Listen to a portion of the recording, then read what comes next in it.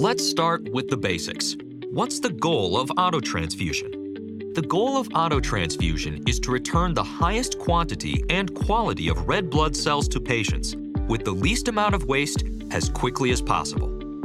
Take a look at what goes on inside an autotransfusion device. There are three categorically different methods of blood processing: passive cell salvage, which uses a Latham bowl, continuous cell salvage, and dynamic cell salvage, which is available only in the Autolog IQ. Dynamic cell salvage uses algorithm-driven intelligent blood sensing to make micro-adjustments during processing in order to recover high-quality blood fast, automatically. How does it work? There are three things that distinguish dynamic cell salvage. First, there's the IntelliPath bowl. One bowl size works for most procedures. That may seem counterintuitive, but it's designed to work that way very effectively. Now here's where it gets really interesting. The Autolog IQ uses an adaptive two-stage fill process to get high hematocrit with less waste. It's a little like filling a soda glass. Pour it in all at once, and you know what happens. With the adaptive two-stage fill, the system does an initial fill. It pauses briefly to compact the red blood cells.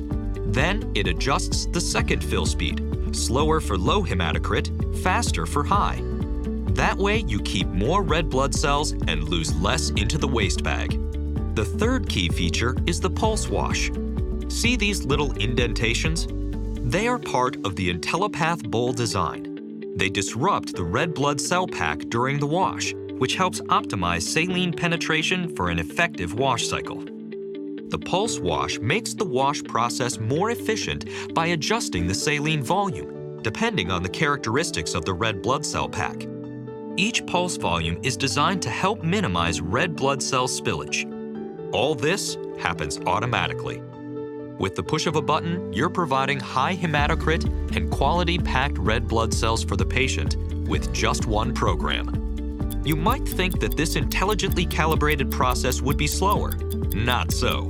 The Autolog IQ processing rate is approximately 3 minutes. Every now and then, you may have an exceptional case where you want to override the automated setting. No problem. Just press the setting you want for immediate override. The Autolog IQ system consistently delivers high-quality blood product automatically. Simply genius.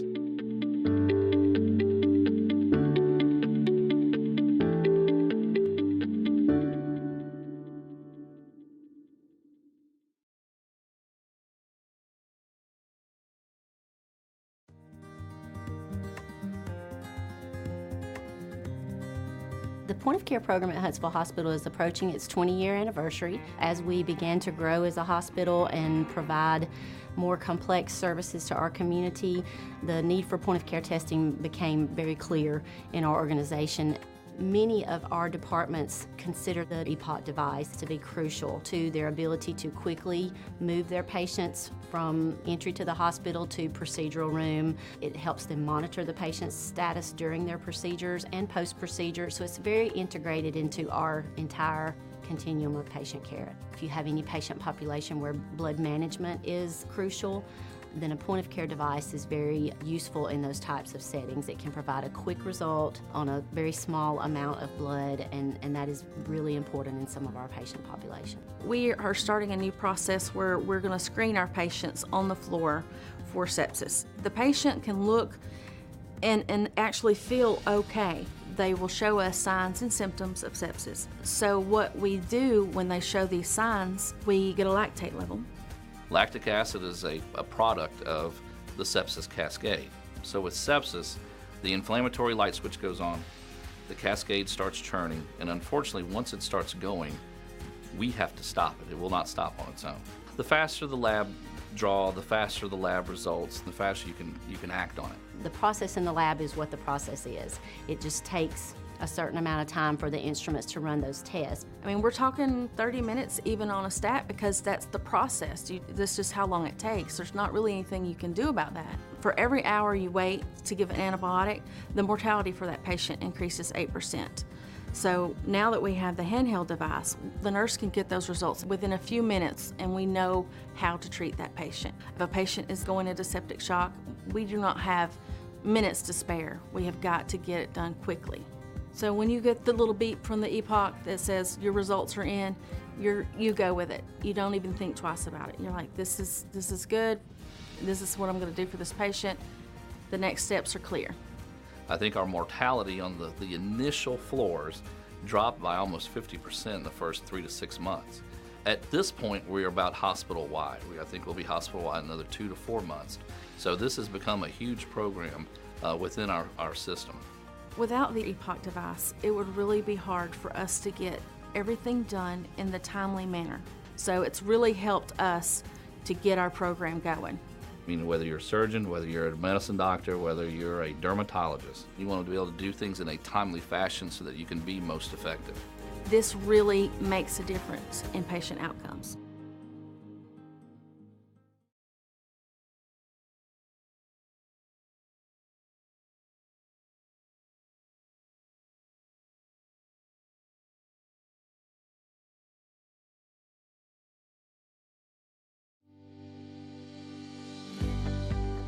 Mixed cannulae, expanding performance standards.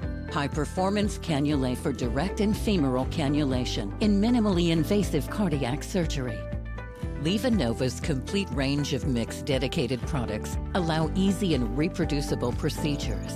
The portfolio includes the sutureless aortic valve Percival, Memo 4D for mitral valve repair, the HeartLink system for assisting the perfusionist in applying goal-directed perfusion therapy, and a broad choice of high-performance dedicated cannulae. LivaNova's range of cannulae suit every cannulation technique for minimally invasive cardiac surgery. Venous and arterial femoral cannulation can be performed using the WRAP venous cannula and the EasyFlow Duo. For arterial direct and venous femoral cannulation, the EasyFlow aortic cannula and the WRAP are available. For venous femoral access, the LivaNova WRAP cannula features a dual-stage configuration for optimal drainage of the inferior and superior vena cava without interfering with the right atrium. The high-flow dynamics of WRAP improves the capability of drainage with a low pressure drop. An optional Sellinger dilator kit is available to perform percutaneous insertion. The LivaNova EasyFlow Duo cannula is designed for a safe and smooth femoral arterial cannulation. Its conical dispersion tip design allows a more gentle flow in the femoral artery, and its red cap avoids blood backflow during obturator removal. A dilator kit for percutaneous insertion is also included with the cannula. EasyFlow cannulae are designed for safe, reproducible, direct aortic cannulation and include a malleable stylet to aid cannulation insertion, facilitating bloodless introduction into the aortic arch, as well as a special conical dispersion tip for a more gentle flow in the vessel to reduce shear stress.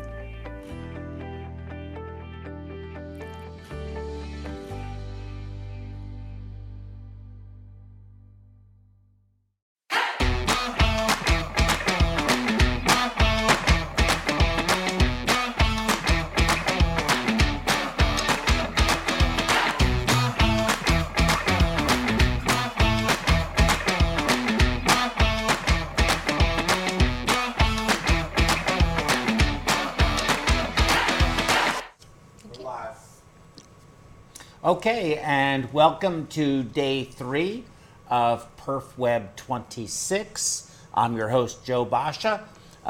We have a heck of a show for you today. We've got a faculty who's been with us before that's going to be escaping in here in just a few minutes. He's teed up, and I'll be introducing him momentarily. And we have our great faculty from that seems to be with us a lot, John Ingram, coming all the way from Florida. Can you go to the wide shot? John Ingram coming from Florida. There you go. And of course, you know Tammy Sparacino and Mike Brown. We've all been introduced over the past few days, so I'll just leave the introductions at that. And you can find a lot of the information about them and also our guest faculty, Dr. Hani Samir, who I'll introduce more formally. He's also been with our show. But if you go to our library.perfusioneducation.com or just go to perfusioneducation.com, you can find our faculty list there and read their bios there, which is really very good, I think, a good way to do that, to get to know us a little bit better. So let me tell you the obligatory things I need to tell you. We need you to like and share us on Facebook, please. Follow us and share us on the Twitter. Subscribe and click the bell icon for notifications on the YouTube. And also follow us on our new platform in LinkedIn. So don't forget our call-in number, which is coming up here, and also join our faculty. In fact, I think we're going to show that faculty page. I think that comes up next. Yeah. There you go. You see that there. Okay. So our discussions today are going to be on rest vent settings, how to rest the lungs on a patient that has ARDS that is on VV ECMO. It's a very interesting, timely topic, and something that I think a lot of people, including myself, really don't really know. Or we're going to ask an expert. We're going to have him lecture on that. And then, of course, John Ingram is going to be talking about a very interesting case. I was out visiting him in Orlando, and we were walking through the unit. He had like 18 patients he was managing that day. And I saw this one which really caught my attention.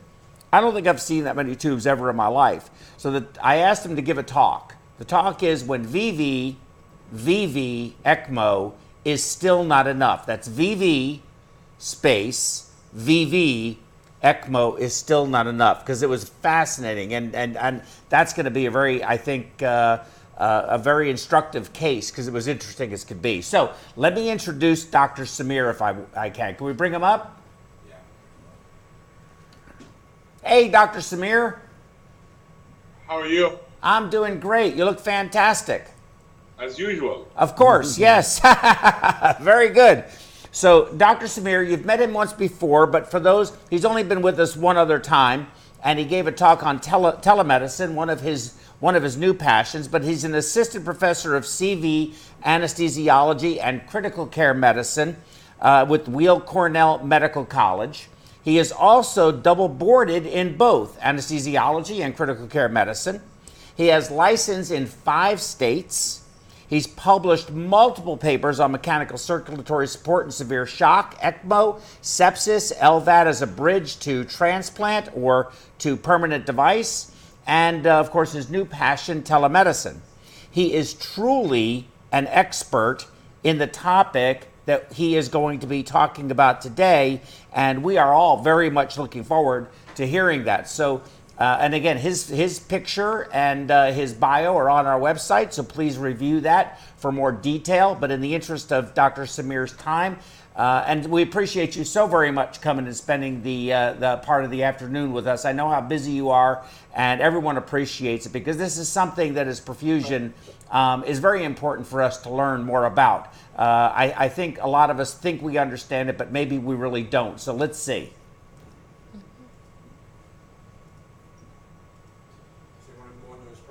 Yes, Dr. Samir. So would you like, it depends. Do you have anything, do you want to say anything, or would you like to go right into your presentation?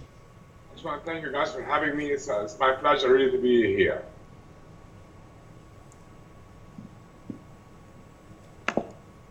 Uh-oh, where'd I go? Oh, there you go. Are we good?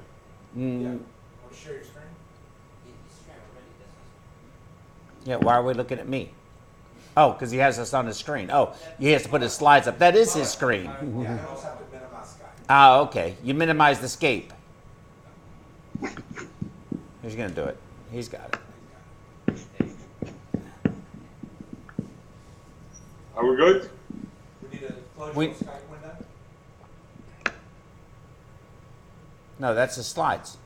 Not yet. No, see the little one there. Oh yeah, and then close your window because we see us. There you go. Full screen with the slides. Are we okay? Yeah, it needs to go full presentation on the Needs slide. to go full screen. He has to do it. There we go. Yeah.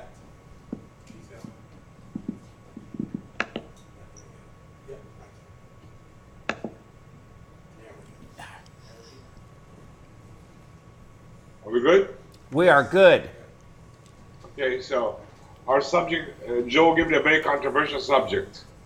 I'm glad I'm a little isolated from you guys, because a lot of people will come and hit me. But I'm making a few statements, and there's a lot of slides. I'm going to skip some, emphasize some, talk about my experiences. And so it's like a huge topic we're talking about, with a lot of opinions and a lot of different ideas. Some things I will give you some recommendations, and those are my opinions and experiences. So please, if you disagree, let me know. It's okay. I mean, one thing I have, I'm a big believer in ECMO, so that's the one disclosure I want to make. So before we start, I want to say that. So when I see lungs like that, I start to get scared. Another disclosure I have to make, I'm a cardiac anesthesiologist, and I believe in one thing, either you're breathing or you're not breathing. I have nothing in between. I get confused with anything in between. So either you're breathing, you're good, or you're not breathing.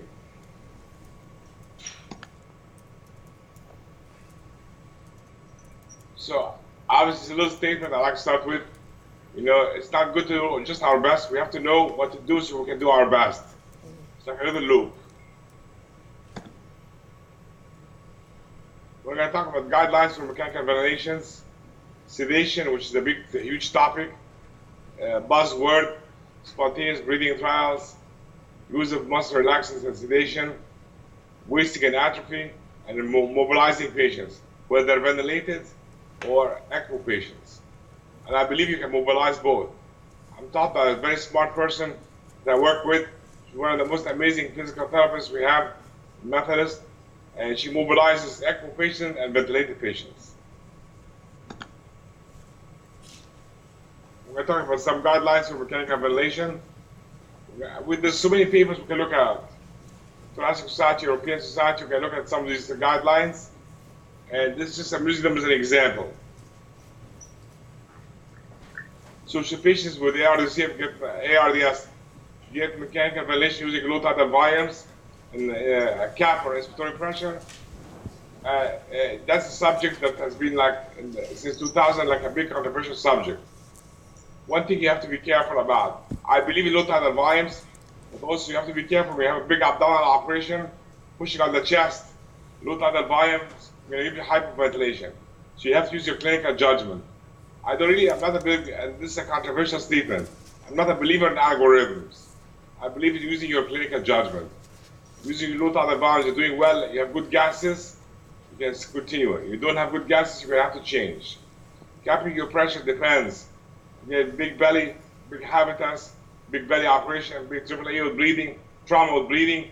You have to worry about these situations.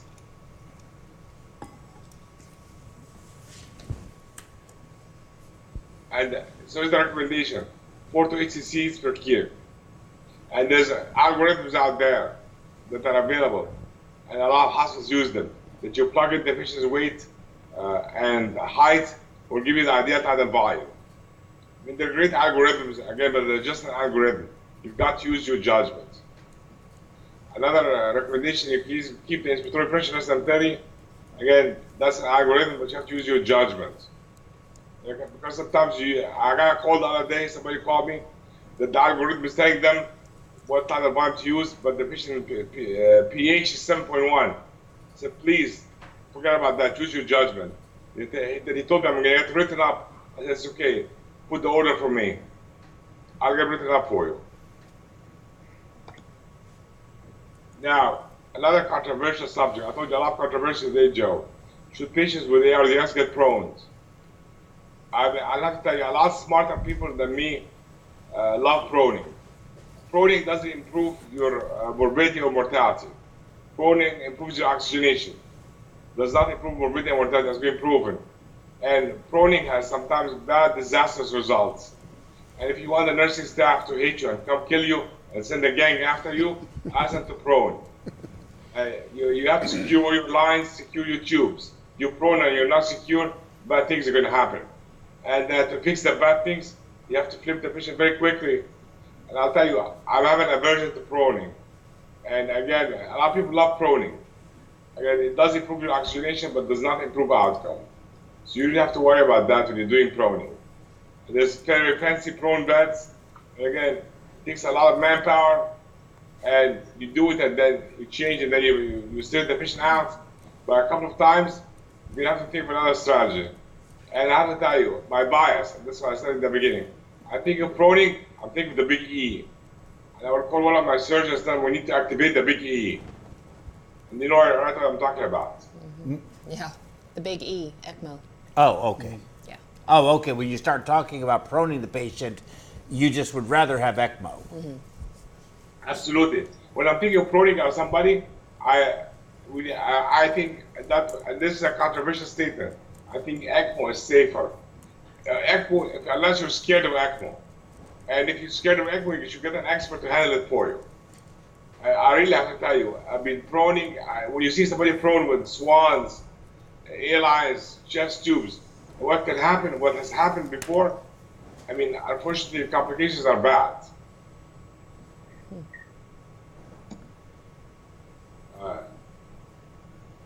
So they say not for more than 12 hours per day.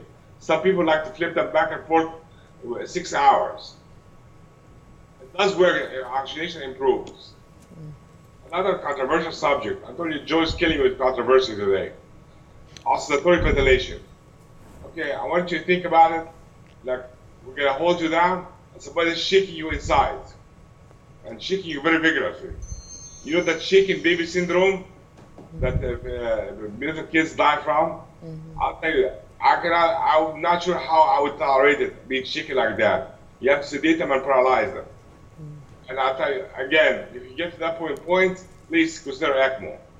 Again, this is a controversial statement I'm making, and this is just my own biases.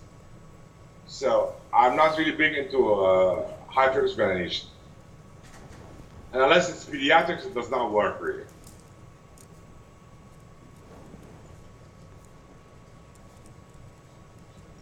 Then the high PEEP, I am a big believer in high PEEP. Instead of going up and FiO2, I will go up on the PEEP, maximize it, use bi-level ventilation. But again, if you use bi-level ventilation, you are going to have to sedate and paralyze most of the time. You're stretching the alveoli as much as they can to get the best oxygenation possible. And if you use bi-level and high PEEP, you're going to have to worry about pneumothorax, things like that. And you have to load the patient very well. So these patients who are on bi-level, they need good preload, otherwise the pressure will tank. And you can keep going up on the pressors. Mm-hmm. And so those lungs are a little spongy anyway, and now you're loaded up with volume. So, but I'm a big believer in bi-level. For me, it's normal ventilation, bi-level, sedation paralysis. This is my little algorithm, powered by ECMO. This is my quick, dirty algorithm.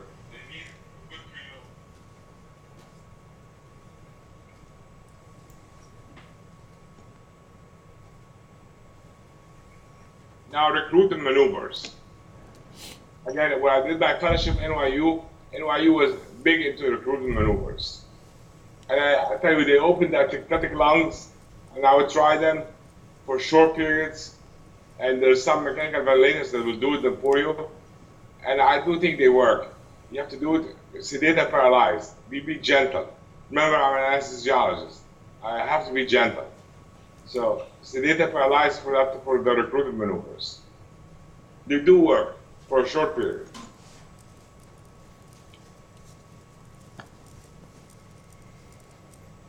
Now here's the question of the day. Should patients with ARDS get ECMO? And my answer is, you need to choose your patient.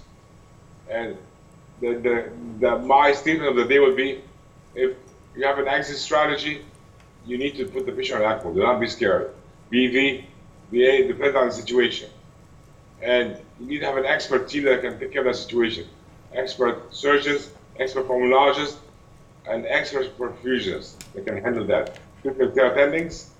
So you can take care of that wherever you are, if the hospital can support it, or take care of transfer the patient out.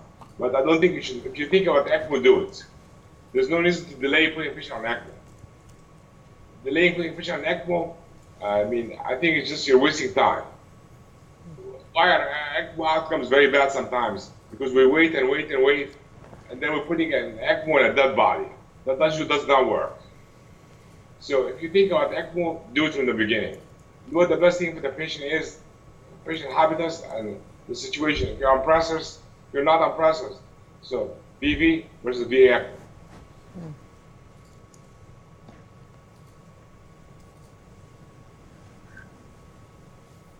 See, that I just told you, and I do not believe in the recommendations.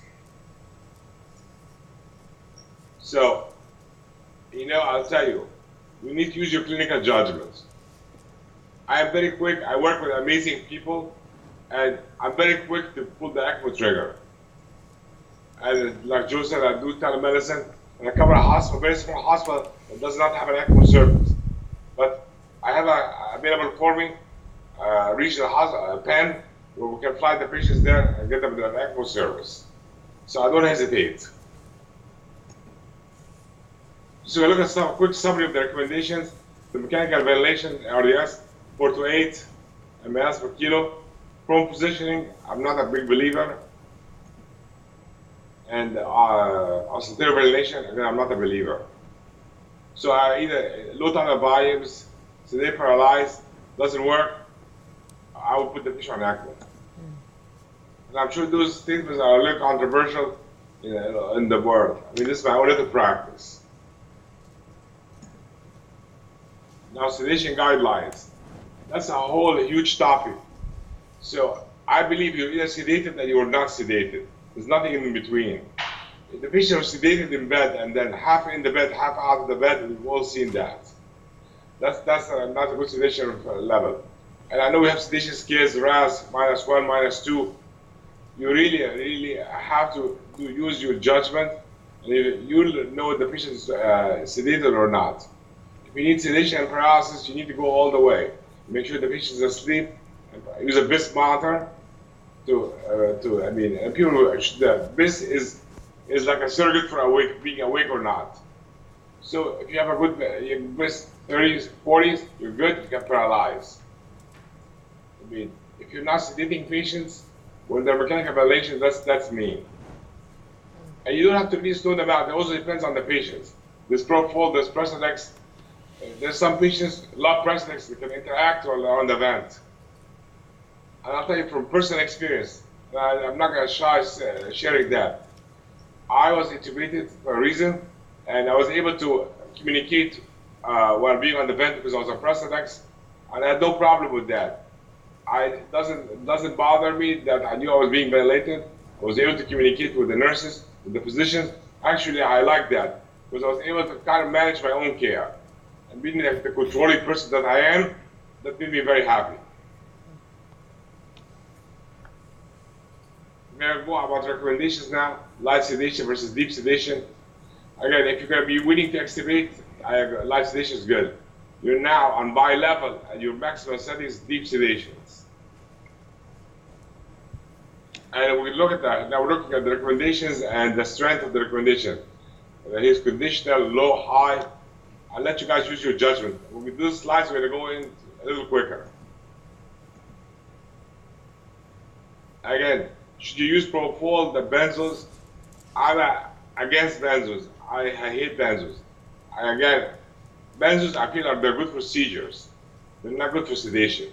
They're good for doing like short-acting benzos like Versant. It's good for a small procedure. They're not good for sedation.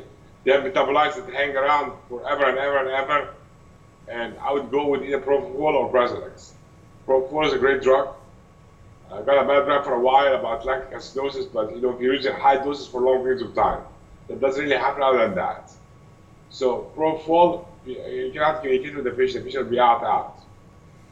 And again, there's no metabolites, so once you stop it, In a few minutes, you can wake up the patient.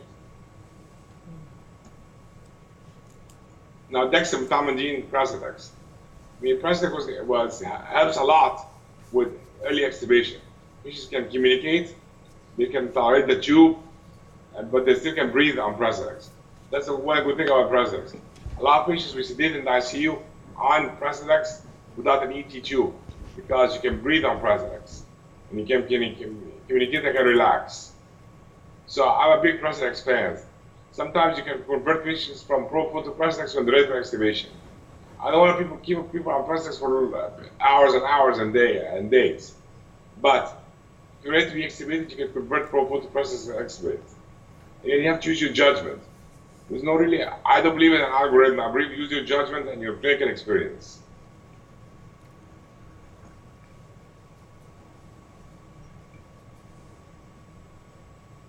And here's the different ideas and the recommendations and the strength of the evidence, low, high.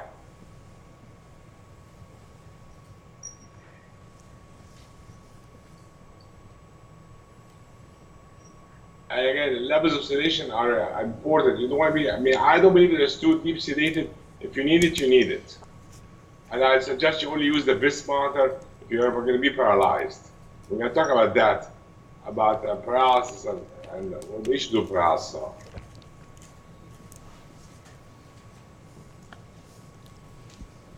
Some slides we're going to go through quickly right now because I want to move to spontaneous breathing trials.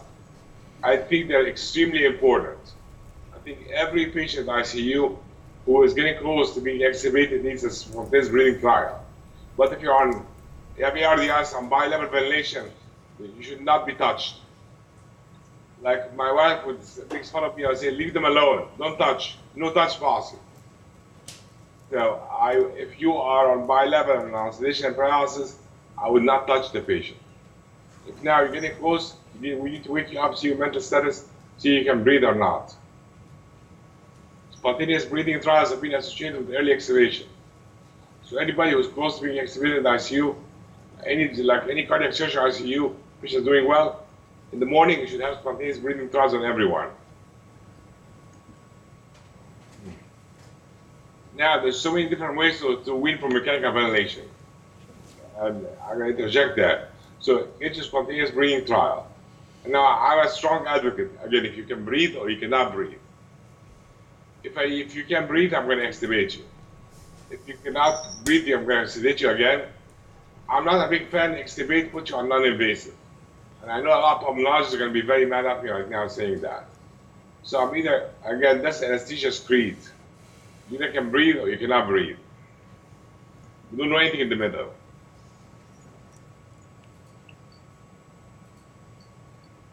So why do we want to wake up everybody in the morning and we'll see if they can breathe? Because people say, oh, we don't know, we're not sure, the gas is not that great. Let them try to breathe. And sometimes patients will surprise you. If you do very well, you get parameters and extubate. I would get a gas in the morning, but parameters and extubate is the basic. If you can do the effort, you can breathe, you're good. I would not keep repeating the gases. Because again, I will only intubate patients based on their effort. The gas has a factor, but the effort is the most important thing for me. If they're struggling, I don't let anybody struggle. You know, the nurses will say in the morning, look good, Dr. Samir is crazy. If you're not looking good and breathing relaxed, he's going to intubate you.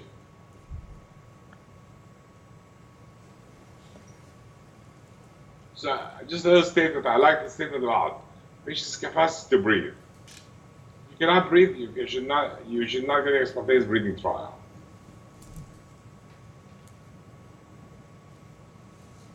And again, if you're gonna try everybody to extubate everybody, obviously you're gonna have reduced in the later days, reduced pneumonia, ICU stays, all these good things.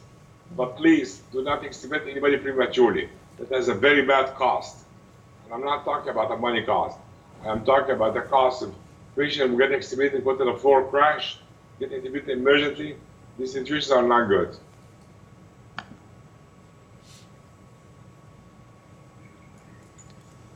Now, confusion in the ICU also prevents patients from being extubated early. So you have to, again, if they're agitated, I would put them on Precedex. It helps relax them, and communicate with the patients. Patients do like a lot when you communicate with them. And they can write a note to them, you know, and it does what I was writing notes to my physician. Just extubate me. If you need to re-intubate me, put anesthesia. They'll take care of me. So I think the patient want to participate in their own care.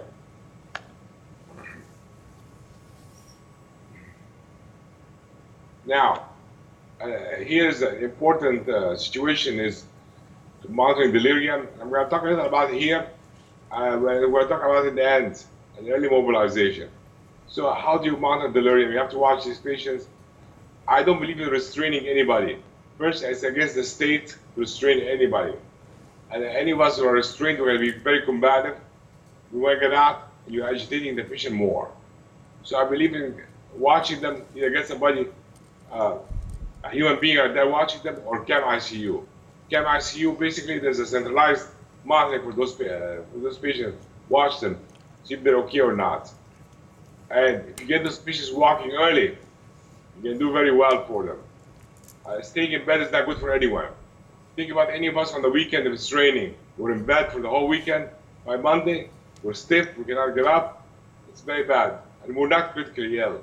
You imagine critically ill, nutritionally impaired, and you cannot get up, and you're staying in bed and you're being restrained.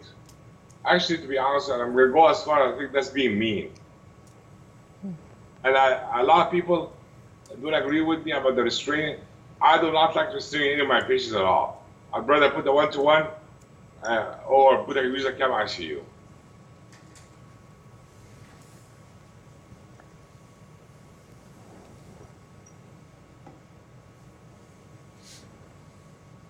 Again, obviously, spontaneous breathing trials the early extubation, there's no question about it.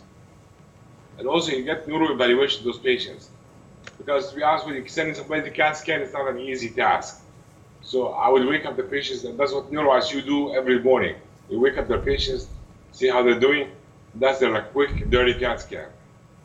If they cannot wake up the patient, it's an emergency CT. Again, validating the situations using CAM ICUs is very important. CAM ICUs have been used with great. I'm a big, heavy telemonitoring person in every avenue. We're telemedicine for ICU, telemedicine for ECMO. I mean, I think there's no limits to telemedicine. I think the only limitation of telemedicine is us. When we say, oh, it cannot be used. Telemedicine can be used for everything all.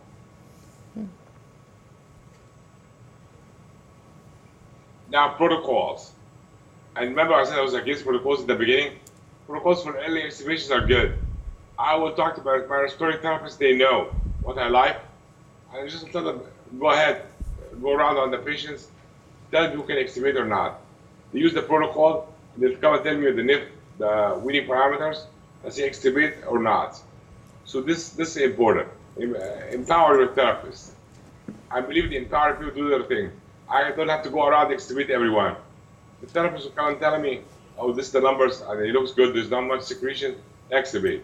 They tell me these are the numbers, but the secretions are massive secretions. Say, I'll go check the patient, leave the patient alone. Again, you really have to use the power of the team that you work with. And some of our respiratory therapists are amazing.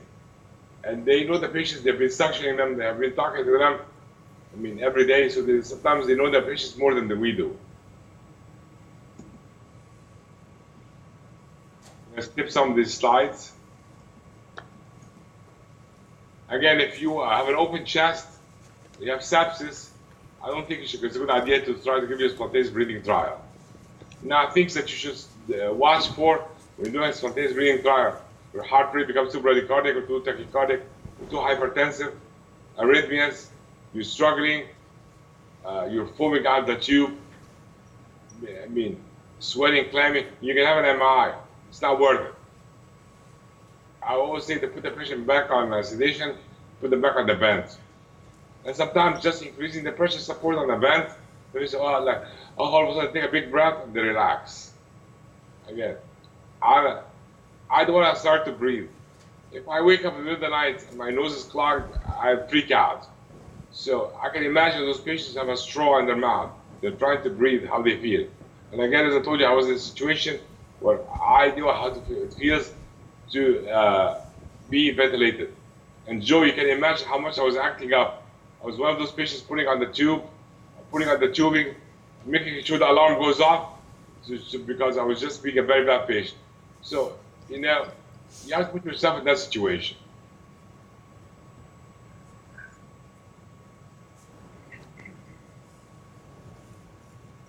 Here's the trials for spontaneous breathing, trials.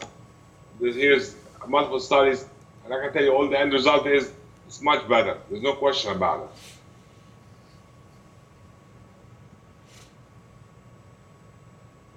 Now, some people use different techniques. It depends how old you are. TPs, you must be as old as me. And I do believe in TPs. If you can breathe on TPs, have a good gas, I think I'll extubate you. I came from NYU, where there was a cough meter. This was a cough meter, how hard you can cough. Not an if, it's just the opposite. Cough as hard as you can. And our attendings used to be old Russian attendings.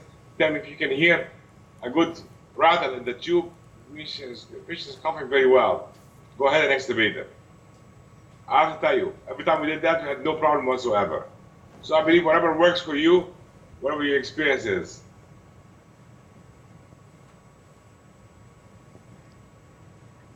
Why spontaneous breathing trials they fail?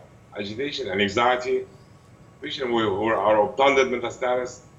Patients who get blue, start sweaty and clammy. Patients breathing too high. And I'm going to go through some of these slides a little quicker.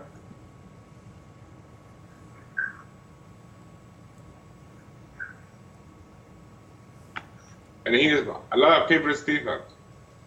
Those patients who they couldn't, spontaneous breathing trial did not work, extubation to BiPAP, CPAP, whatever you want to do, did not work. And I'll tell you, I don't like that. We extubated to CPAP, see what's going to happen.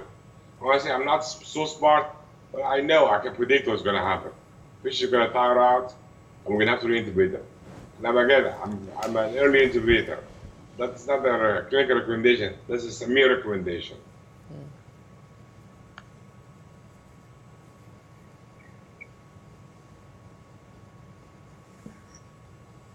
So here's the difference spontaneous breathing trials and why they failed, what kind of patients. And the question is, how many times you're going to try to get your patient spontaneous breathing trial and you have trials of extubation before you do something else? That's a whole other story.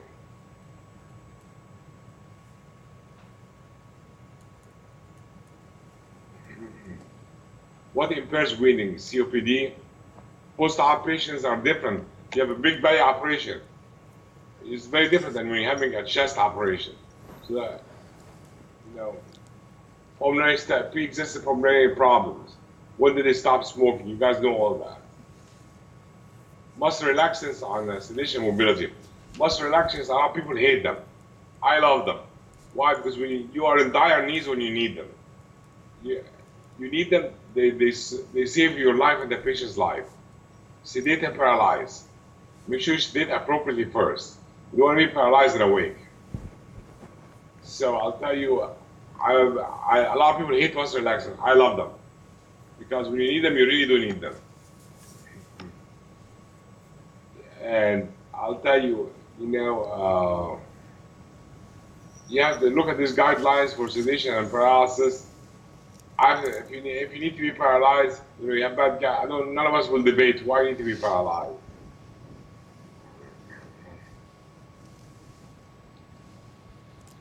And if you use them, please use them strongly. One thing I have to, there's nobody drops the blood pressure from muscle relaxant. Sedation paralysis is good for you. Actually, once you're paralyzed, your pressure goes up. Because why? Your blood retainer is good, your preload is good. There's no like auto PEEP. There's a concept, I believe it's called auto PEEP. When you rather than other auto PEEP, when you are holding your breath, you are holding your heart volume in, and you're not perfusing. And a lot of our surgeons will say, don't let my patient do that. Paralyze them, please. And once you give one shot of paralysis, the pressure comes up.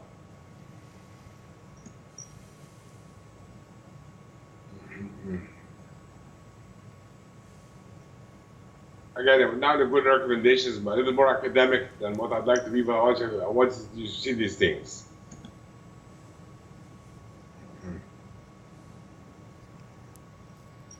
Clinical practice guidelines, and they come from patients reporting. Sleep is very important in ICU, I'll tell you. Those patients, if they don't sleep for a while, their life is not normal anymore. They get confused, and night becomes day, day becomes night. They just don't know what to do, and they get agitated. We try to sedate them, and now we want to restrain them, and you go into a cycle that you don't want to go into. And you're going to be keeping this patient in ICU because the floor cannot handle them. We all have heard these things. So the best thing is get the patient up, walking, unsedated, and extubated. And I'll tell you, there was a lot of controversy on walking patients that are ventilated. The controversy is like, how many patients are required to be intubated in emergency? And we had like practice drills. Are we going to have to log roll them on the floor and intubate them on the floor?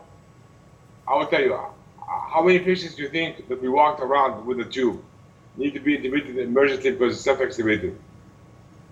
The number is 0, because those people are being watched by 5, 6 people. Now that the patients are laying down in bed, not being watched by anybody, thrashing around, and not sedated appropriately, half in the bed, half out of the bed, and you all have seen that. They self-extubate all the time, and they have very bad outcomes. So really, I mean, the whole thing of early mobilization with patients intubated, I've seen it myself. It does work. I'm going to jump into walking people with Avalon cannulas. Not everybody's cannula will fall out. Has that happened? In some places, it has happened. And that's why even Avalon has a little bandana now to the head of the patient so you can hold the Avalon in. You have to be very careful what you're doing. But the lack of your experience should not be the patient's problem. Do not make your problem the patient's problem. Well, the patients come to the hospital to get well and get better, get out. Your lack of experience or your fear should not be the patient's issues. Joe, if I'm taking too much time, please let me know. No, sir, you're not taking too much time. Let's say about probably five to 10 more minutes before we do some discussion.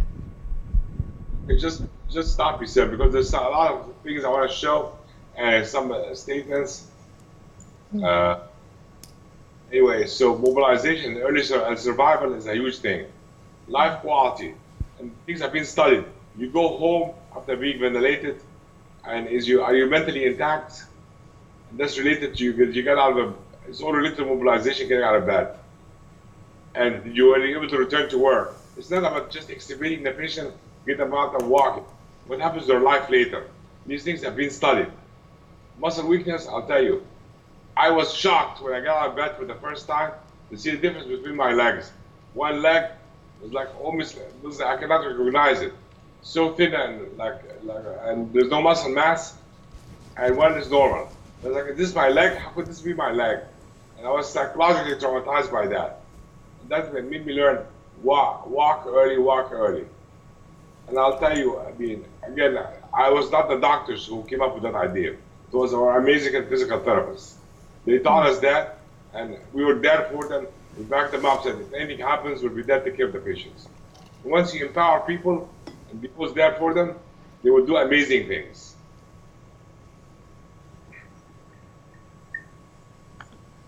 Because once your patient leaves the hospital, you want to make sure they went back to work, back to their life. You took care of them, went back to their normal life. You don't want them sent to LTAC. When I go back to my normal life, right now I enjoy going to the pool because somebody was able to get me out of bed early. And I credit them with that. Now here's a people question about effective interventions. What kind of patients they were? Critically ill patients? What's the intervention? Rehab, mobilization, and what kind of care did they get? And what was the outcome? So this PICO is a big word now. Any intervention now you want to see what the PICO is. So I looked at those patients I was talking about. They got extubated early, and they walked around, and they were able to go home, back to their work, back to their life, back to their social life. What kind of impact we had on them? And it was an amazing impact. And now there's different ways to measure muscle strength. Now, elective heart surgery, right now I'm gonna focus on heart surgery and transplant. You can get the patient pre-op evaluated. And this is how many feet they can walk. 6-minute walk. All of us have heard the buzzword 6-minute walk. Can they work 1,000 feet or no? There's actually a kidney study that's an amazing study. It tells you if you cannot walk the 20 feet, that the graft is not going to survive, not the patient will not survive. The transplanted kidney will not survive, which was amazing to me. I could not understand it. But I looked at the study, it was validated. So you really need to evaluate this patient's pre-op, see what their strength is pre-op. Then what things are going to happen. Obviously, if somebody was in a wheelchair pre-op, they're not gonna fly away post-op. You have to look what they have pre-op, and that's what you're gonna have to work with post-op. And things that outcomes that were looked at, muscle strength at ICU discharge, how long they were ventilated for, their quality of life when they went home, did they die in the hospital, their physical function when they went home. Were they able to go to the store like they used to go to the store? Were they able to walk around the yard? Please say, I want to go get my mail. I want to walk around and go to the pool. Were they able to watch TV and engage, watching critical shows? And, does the family feel they're different? Or they're like, they tell you, oh no, like the expression we used to use in the past, a pump head. That expression is still being used. Is this a pump head or not? This was the president CEO. Was he able to go back be a CEO, making the same amount of money? Or did he have to go back on disability? Things that all have been looked at. So I want you to know everything we do in the hospital has an impact later in life. And you really have to be always cognizant of that. So the people questions looked at the ICU population, the timing of the rehab and mobilization, and waiting in the end to mobilize patients is not a good idea. It has to happen while the patient is in the ICU. And again, you have to have the staffing and the innovation in your staff to do that. It's not something easy to convince people with. I'm going to show you some numbers quickly, because I don't want Joe to cut me off. What do you say? He doesn't want Joe to cut him off.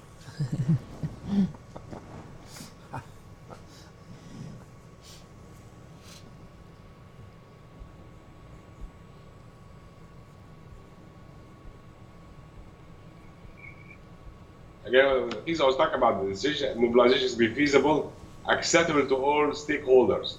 Means the patient, to the doctor, nurses, physical therapists, and you have to back up your staff and tell them you're going to be there for them.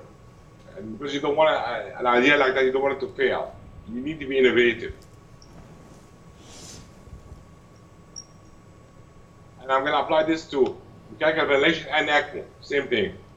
And obviously I'm talking about VV ECMO. We've all seen pictures of VV ECMO patients walking around extubated and interacting with their family. I was in France actually in a conference, and I was not sure if I was this patient I would do. This patient was on VV ECMO, got married on VV ECMO. And I mean, if we were the patient, would we do that or not, that's a whole other issue. But the staff was so supportive. The hospital team took the patient down to the hospital chapel and had the wedding. It was on VV ECMO.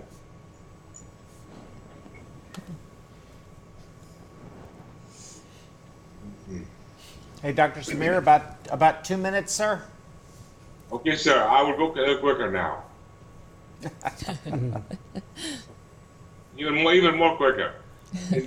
So indications for initiation of ambulation, that you're ready to get up and walk around, that's a good indication.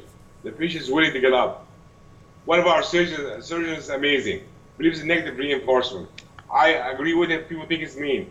We'll tell the patient, you need to get up and walk around. If you don't get up and walk around, you're going to have pneumonia and die. Guess what? The patients jump up and get up. When to stop, the patient cannot. I only stop walking around, the patient cannot do it anymore. You stop breathing, try to stop walking around, the patient cannot do it. Don't force the patient. Those patients are still fragile.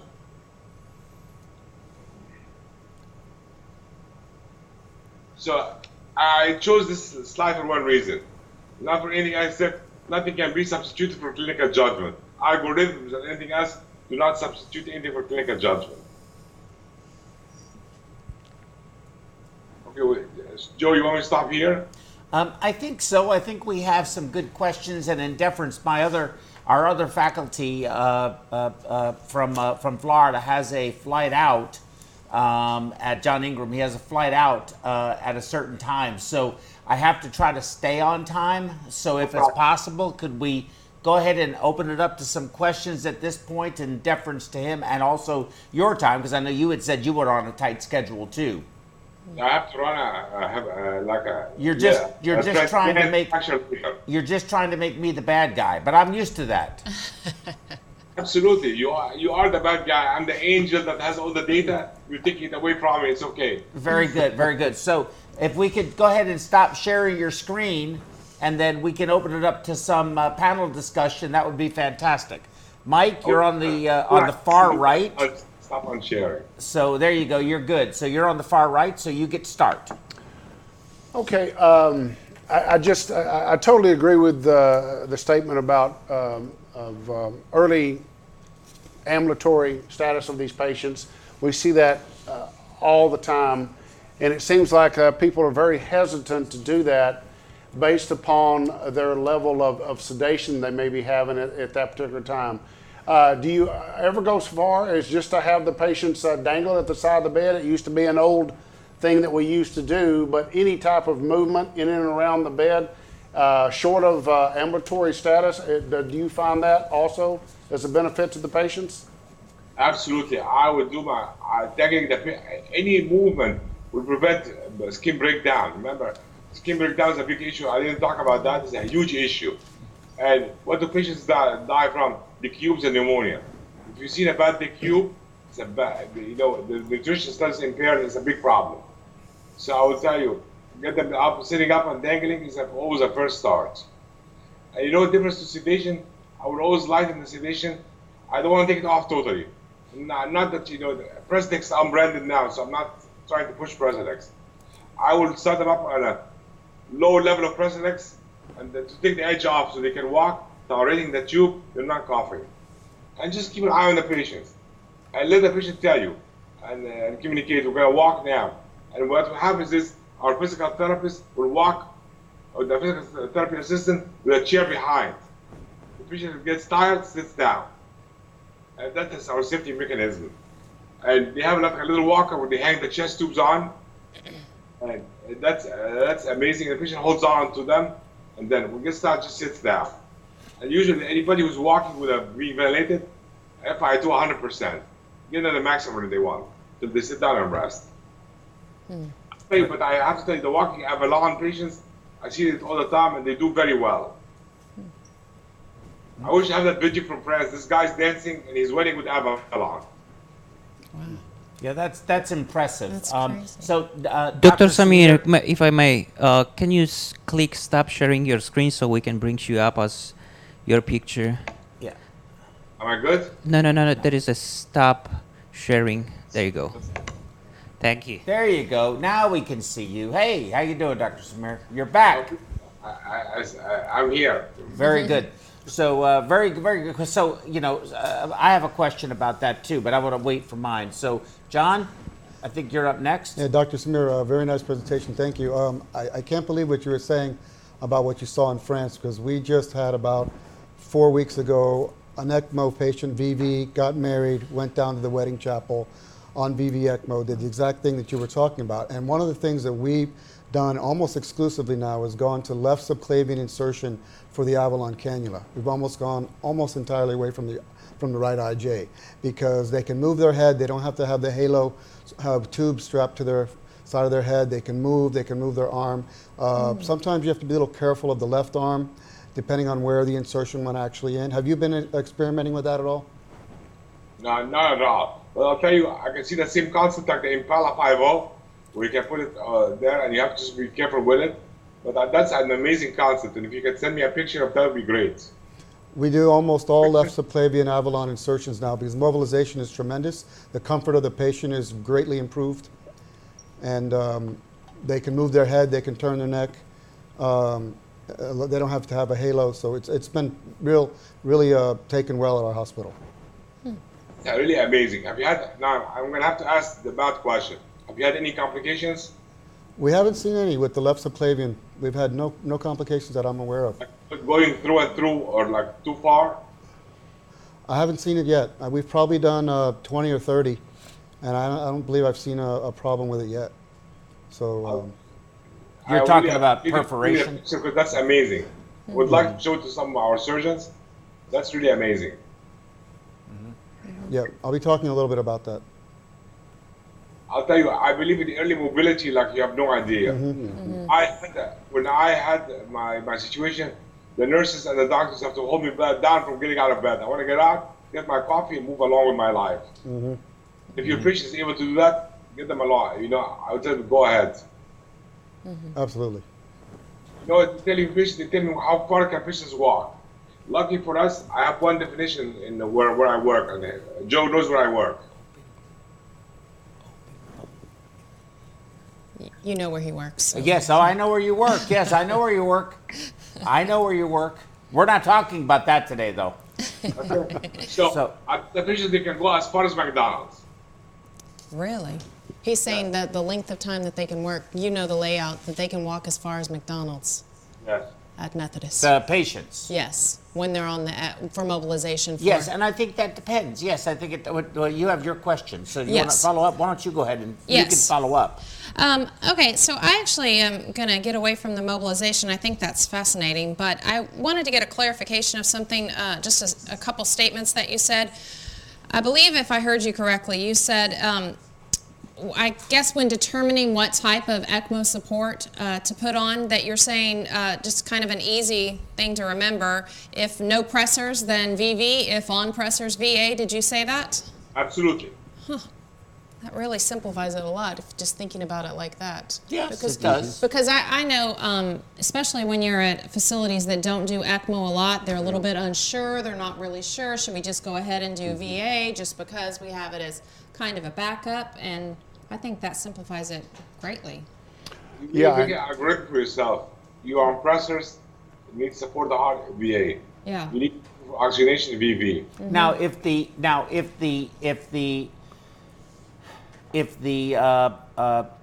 cardiac dysfunction is secondary to hypoxemia, and you're on pressors, and you think that resolving the hypoxemia will solve the cardiac dysfunction, would you still consider the VA, or would you just do VV?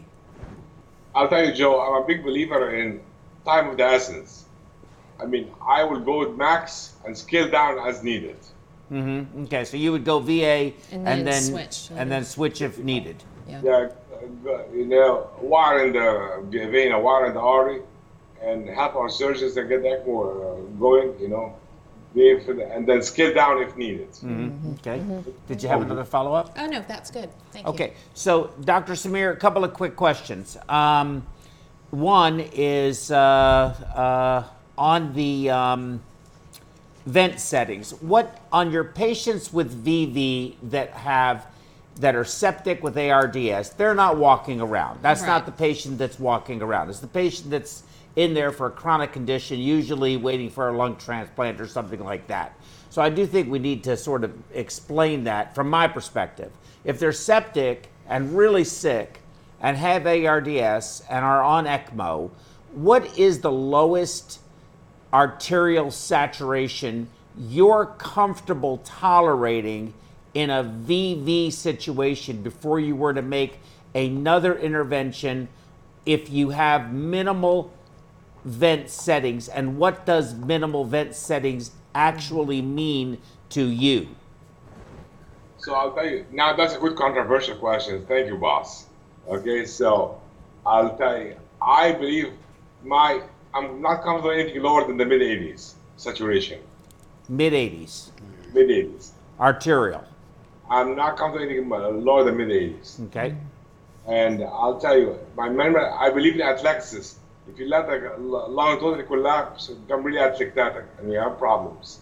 Okay. So you don't want to go to 4 to 6 per kilo, but maybe I would say 3 to 6. with ARDS, I mean, on ECMO. Because, I mean, I don't want this lung to get asymptomatic.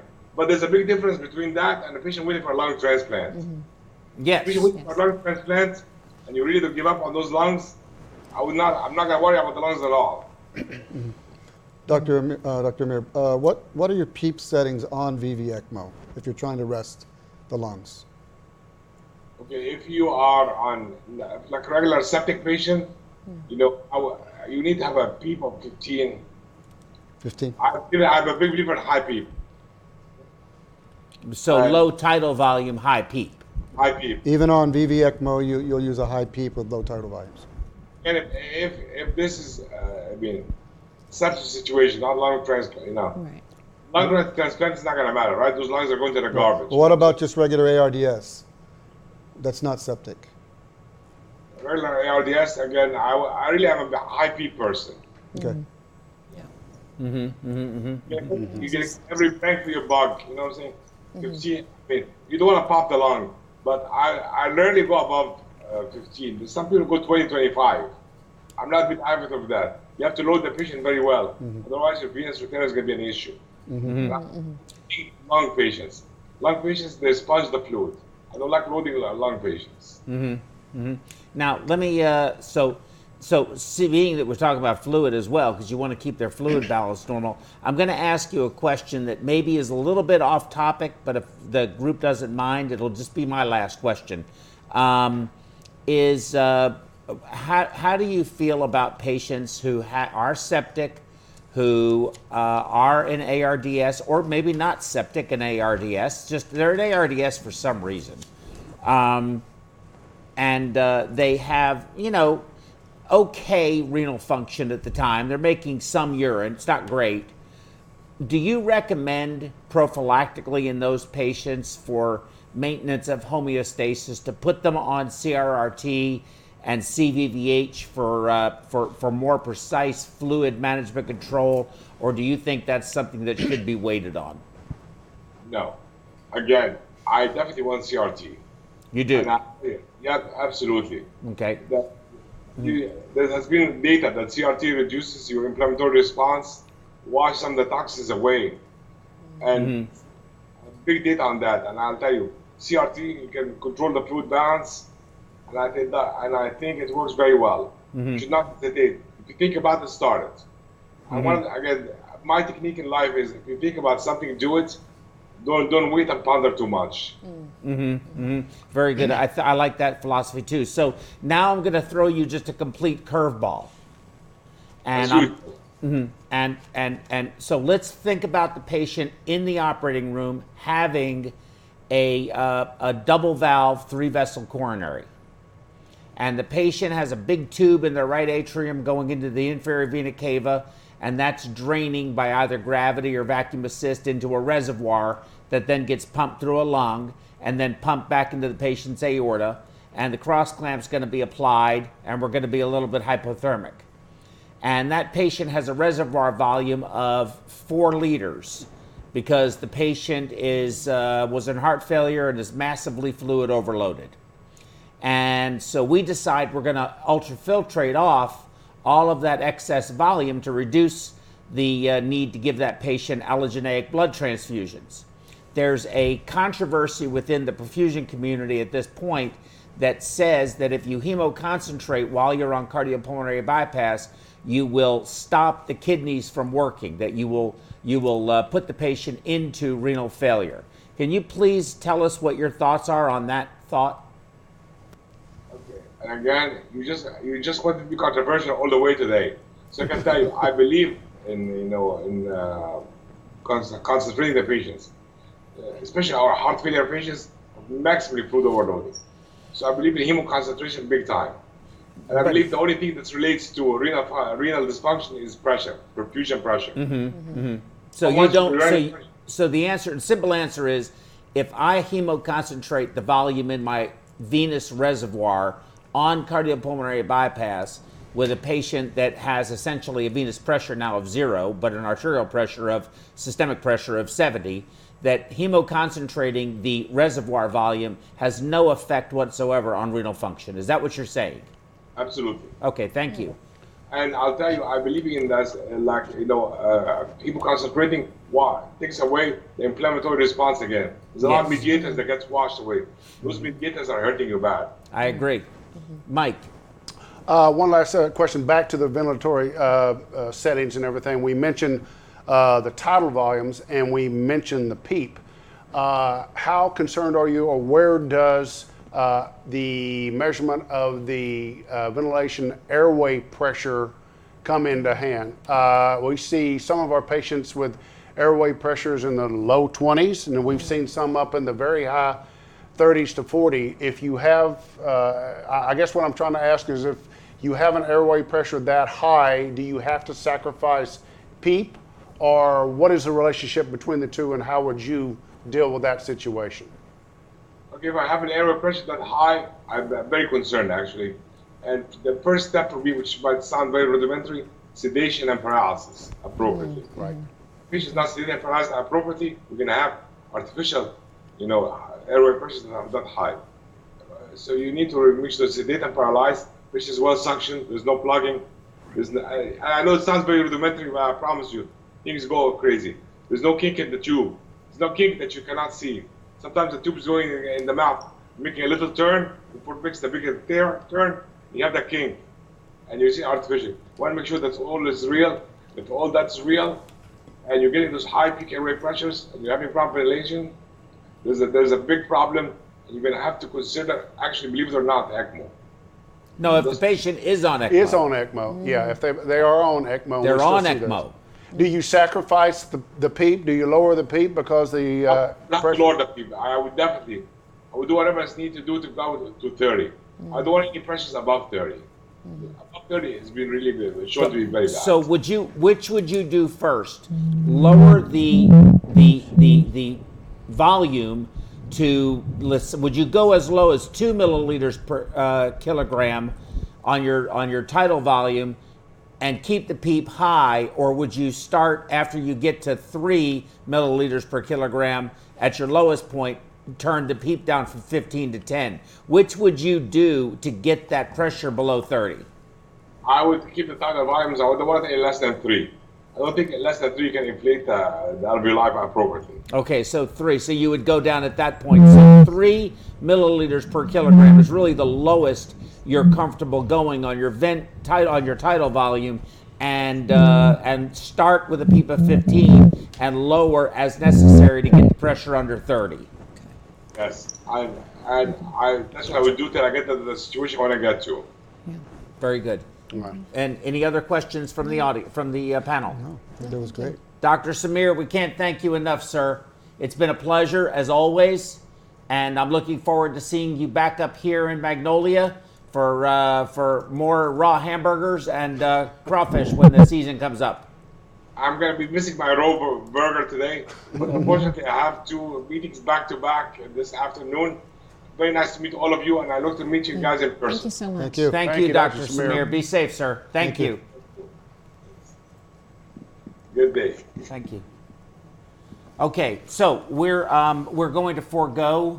5-minute break. You want to take 5 minutes? Yeah. Okay, so we are going to take a 5-minute break, so we can play 5 minutes worth of advertisements. That's all we get is 5 minutes. So the ones who have paid their bills, put them on first, and whatever time's left over can get somebody else that still owes us. Okay, 5 minutes, very quick.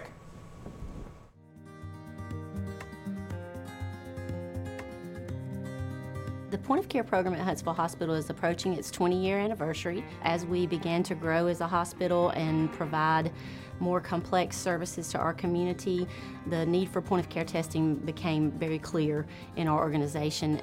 Many of our departments consider the EPOT device to be crucial to their ability to quickly move their patients from entry to the hospital to procedural room. It helps them monitor the patient's status during their procedures and post-procedure, so it's very integrated into our entire continuum of patient care. If you have any patient population where blood management is crucial, then a point of care device is very useful in those types of settings. It can provide a quick result on a very small amount of blood, and that is really important in some of our patient population. We are starting a new process where we're going to screen our patients on the floor for sepsis. The patient can look and actually feel okay.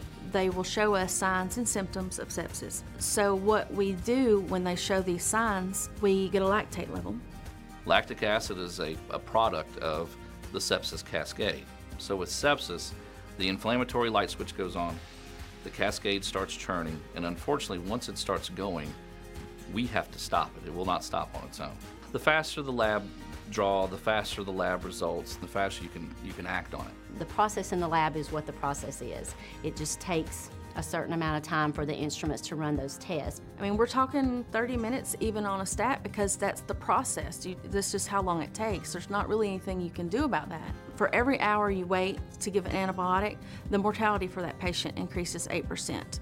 So now that we have the handheld device, the nurse can get those results within a few minutes and we know how to treat that patient. If a patient is going into septic shock, we do not have minutes to spare. We have got to get it done quickly. So when you get the little beep from the epoch that says your results are in, you go with it. You don't even think twice about it. You're like, this is good. This is what I'm going to do for this patient. The next steps are clear. I think our mortality on the initial floors dropped by almost 50% in the first 3 to 6 months. At this point, we're about hospital-wide. I think we'll be hospital-wide another 2 to 4 months. So this has become a huge program within our system. Without the epoch device, it would really be hard for us to get everything done in the timely manner. So it's really helped us to get our program going. I mean, whether you're a surgeon, whether you're a medicine doctor, whether you're a dermatologist, you want to be able to do things in a timely fashion so that you can be most effective. This really makes a difference in patient outcomes.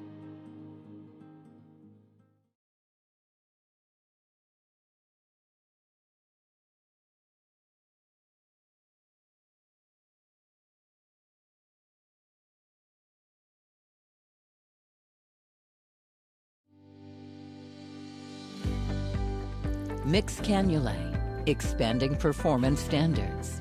High-performance cannulae for direct and femoral cannulation in minimally invasive cardiac surgery. LivaNova's complete range of mixed dedicated products allow easy and reproducible procedures.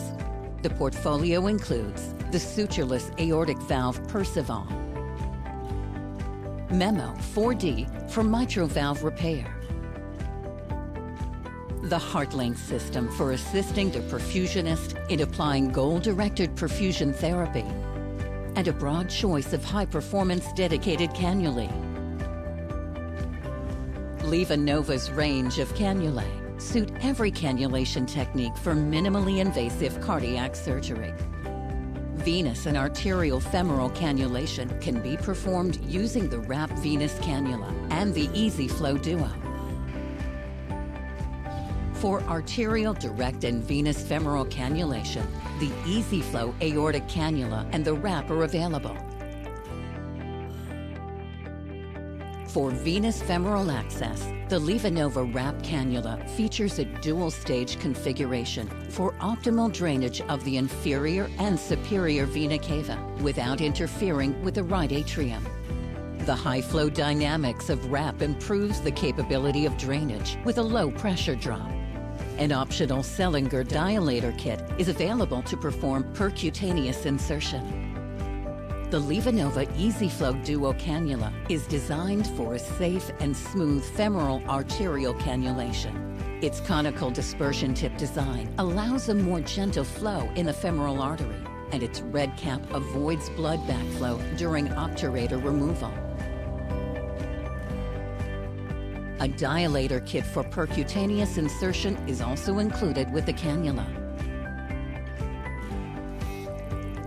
EasyFlow cannulae are designed for safe, reproducible, direct aortic cannulation and include a malleable stylet to aid cannulation insertion, facilitating bloodless introduction into the aortic arch, as well as a special conical dispersion tip for a more gentle flow in the vessel to reduce shear stress.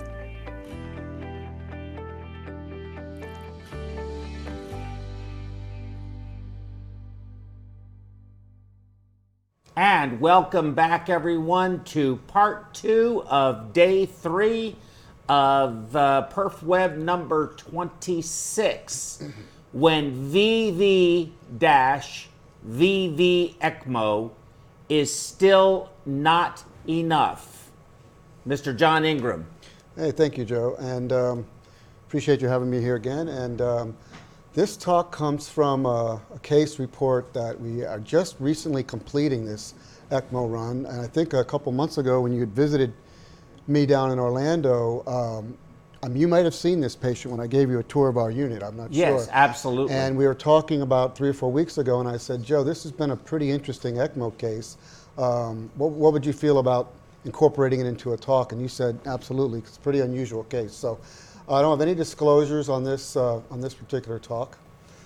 So we had a patient present to us, 34-year-old African-American female with 3 small children, class 3 morbid obesity, which is a BMI over 40. Okay, class 3 plus. That was a big girl. Okay. That was a big girl. The patient had a very interesting ongoing, this is her ongoing present history that she presented with, and she continues to have. She has systemic lupus erythematosus, which is an autoimmune disease whereby the immune system mistakenly attacks healthy tissue. It can affect the skin, joints, kidneys, brain, and other organs. She also had something called polymyositis, which is an inflammatory myopathy of the muscles, which involves inflammation of the muscles and the associated tissues, including the blood vessels that supply the muscles. Now, polymyositis, it's a muscle disease, and the inflammation it is in response to the cell damage that occurs. She also had dermatomyositis, which is strongly associated with polymyositis. It's an inflammatory disease marked by muscle weakness, additional muscle weakness on top of the polymyositis, with a skin rash. She then had also a syndrome called anti-synthetase syndrome. It's a rare inflammatory muscle disease related to the dermatomyositis and the polymyositis. But its hallmark is the presence of serum autoantibodies directed against the cellular enzymes involved in protein synthesis. She also was chronically immunosuppressed. Immunosuppression is a reduced efficacy of the immune system. The cause may be unknown or may occur as an adverse reaction to treatment of other conditions. Now, when she presented on the day of admission with all these conditions I just listed, she had a productive cough. CT of the chest revealed bibasilar airspace consolidations, bilateral widespread infiltrates. She had pneumonia. This was her tipping her over the edge to having her coming from home into the ER on top of her other conditions.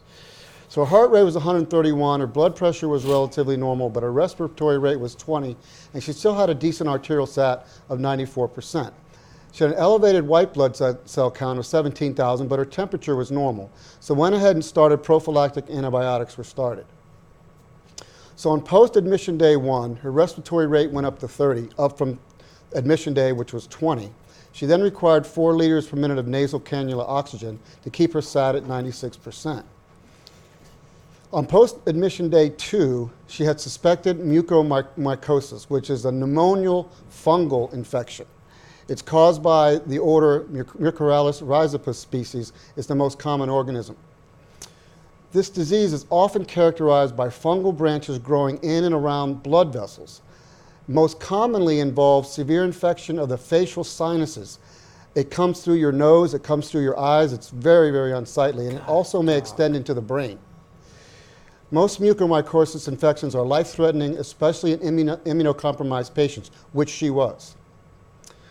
So they gave her amphotericin B4. It's an antifungal medication used for serious fungal infections. Well, she had an immediate adverse reaction to the medication, resulted in chills, rigor, required immediate intubation. Heart rate was 80, blood pressure went up a little bit, but her respiratory rate went all the way to 55. Arterial sats dropped to 88 on 4 liters of nasal cannula. Deteriorated, requiring 30 liters of nasal cannula, and that's then when she was intubated. All this happened on the second day post-admission. So then on post-admission day 3, they tried proning her, sedating her, paralyzing, and arterial sats seemed to be settling down at 95%. Post-admission day 3, her x-ray looked completely whited out. This is the morning chest x-ray. We have bilateral opacification. And this is when we decided to initiate ECMO. So post-admission day 4 is PEDO on the right, is post-ECMO day 0. That's the initiation day. She had, in the morning, hypoxia despite maximum ventilator settings and paralytics. So the decision was made to initiate VV ECMO. We cannulated the left subclavian vein, which I was talking with Dr. Samir about, with an Avalon cannula of 27 French. So this is a diagram pulled off the Avalon website. So it shows the right IJ being cannulated, but in our case, we were actually cannulating through the left subclavian. But if you look on the right side, you see the idea of the Avalon cannula for anybody who's not particularly familiar with it. It goes down through the SVC into past the atrium and down into the IVC. And the way the flow is supposed to work is that it actually has holes up in the superior vena cava. It has holes down in the inferior vena cava, takes the blood, desaturated blood out of the patient, comes back in through a side hole to another central lumen, and if you position it correctly, the oxygenated blood aims directly towards the tricuspid valve in the hopes that it's going to go straight into the right atrium and make its way around the circuit. So I want you to remember this little diagram here of how the Avalon cannula works if you're not familiar with it.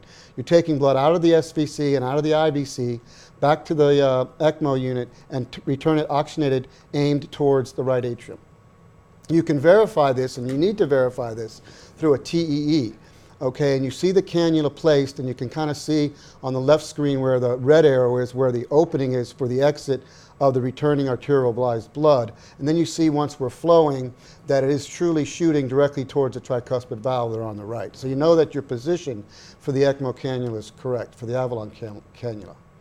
So post-ECMO day 0 is our initiation day. So we started off with a blood flow of 4.5 liters. But we could not go above that, because one of the problems we faced right from the onset for some unknown reason was we had to run very high negative venous pressures through this Avalon cannula. And we've used the 27 French Avalon many times. We have problems, but nothing to this magnitude. We were even running as high as almost 200 at some point. So we initiated the ECMO, and her vent settings were at 100%, and still, look, we only had a PO2 of 57, but we had arterial sat of 91%, and we had our lactate at 1.0. That was at 12 in the afternoon. By 9 o'clock that night, her PO2s are decreasing, her CO2s are rising. Even though we increased the sweep, her arterial saturation dropped to 76%, her lactates are on the way up. All of these are bad signals. So her arterial sats are continuing to struggle right off from day 1. So post-ECMO day 1, vent settings down to 60%. We're thinking now, well, maybe we finally got over a little bit of a hump. We're starting to feel a little better. PO2 is back up to 67. Arterial sats are 94%, but our lactates are still rising, now up to 3.0. So our blood flow limitation, like I said earlier, was struggled throughout this Avalon ECMO run because we had such high P venous negative pressures. We also had very high interior and arterial pressures also. So it almost seemed like we had a kink in the cannula, but never on x-ray could we determine that there was a kink in the cannula. Now I'm going to jump forward to post-ECMO day 7, and it's on ECMO day 7 that we decided to add additional venous cannulas, because look at our blood gas at 11 a.m. that day. You see our PO2 is down to 54. We're not able to flow the 4.5 liters we were able to flow. We had to turn the flow down because of the high pressures that we were facing, down to 3.4. Our lactates are at 3.0 on 100% vent.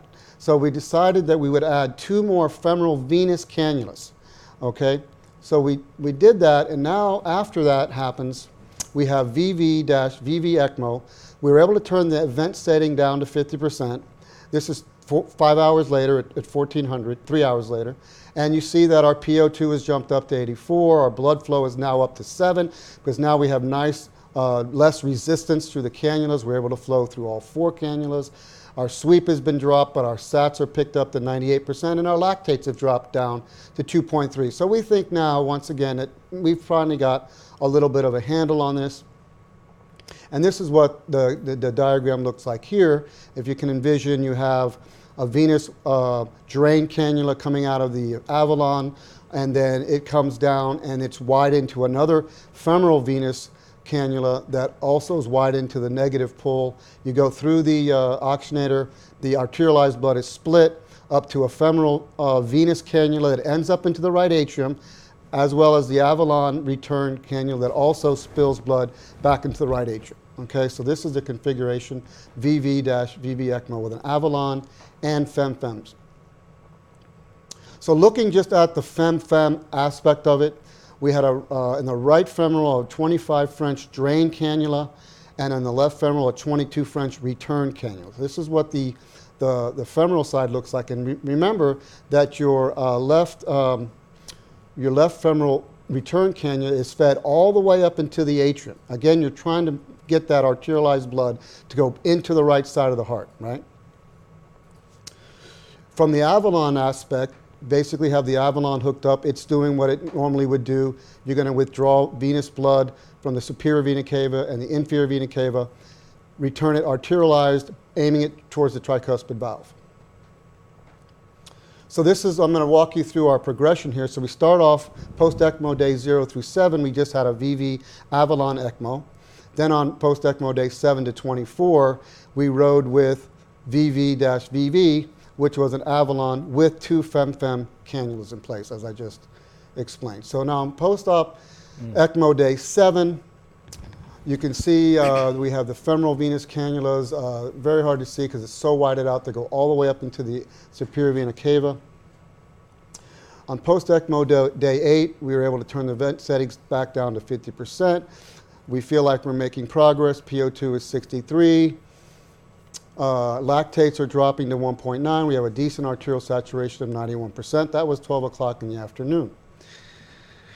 During the next approximately, 15 days or so, ECMO day, post-ECMO day 9 to 23, during this time frame, the patient experienced multiple issues. We had GI bleeds. We had bronchial bleeds, status post multiple lung biopsies. We had a problem that I have never seen in a VV ECMO before. This patient had severe unexplained coughing and gagging on the, we couldn't even tell what it was at some point. It was almost nonstop. It went on hours and hours without stopping. She was coughing and gagging on the trach tube, despite all kinds of paralysis, repositioning of the tube, echoes that were done to find out if somehow the intubation tube or the inflation cuff was right on her gag reflex. We could not figure out what the problem is. In fact, we never did figure out what the problem was. But the problem with it was that every time she coughed and gagged on the tube, we were not able to wean off the sedation because we had to keep her so sedated to keep her from doing this severe coughing.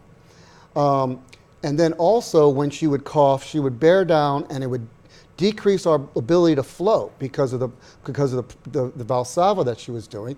The venous return would slow down and we couldn't flow. So we would, when we had blood flows below 7, her arterial sats would go down.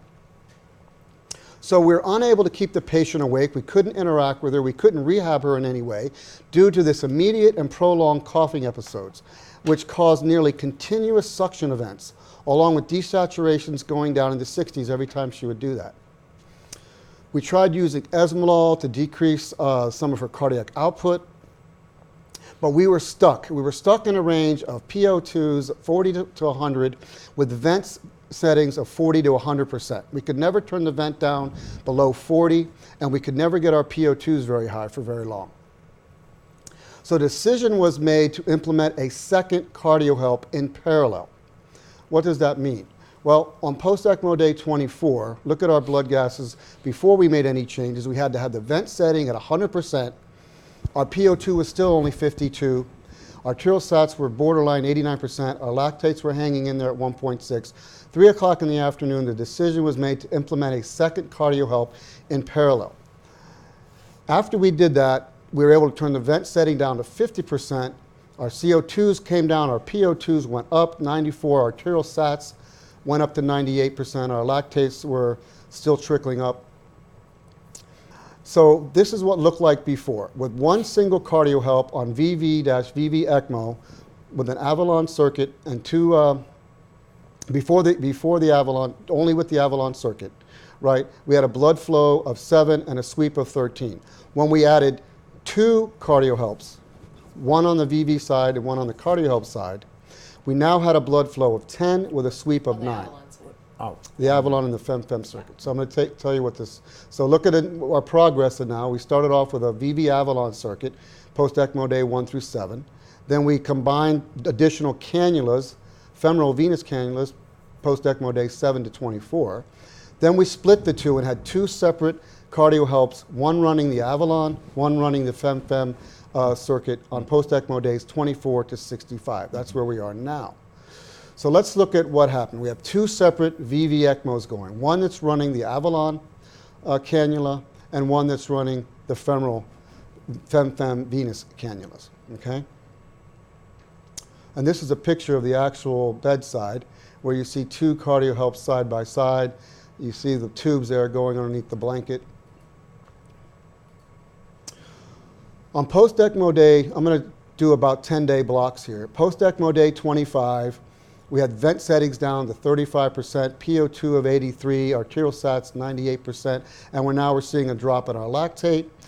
We have been able to start turning our flow down on the FEM circuit, so we have a decrease of flow to 8, and 10 days later, our vent setting is still fairly okay at 40%.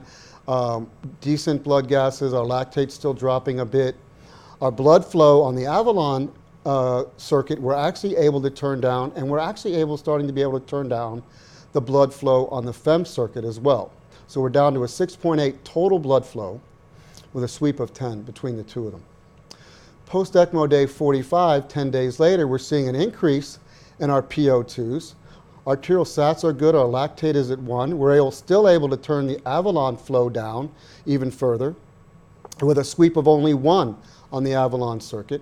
And so now we have a total blood flow of 8, a sweep of 9, but this is the day that the lungs finally turn the corner for the better. And you're going to see what's going to happen here. When we jump to post-ECMO day 55, we actually have the sweep almost entirely off on the Avalon down to 1/4.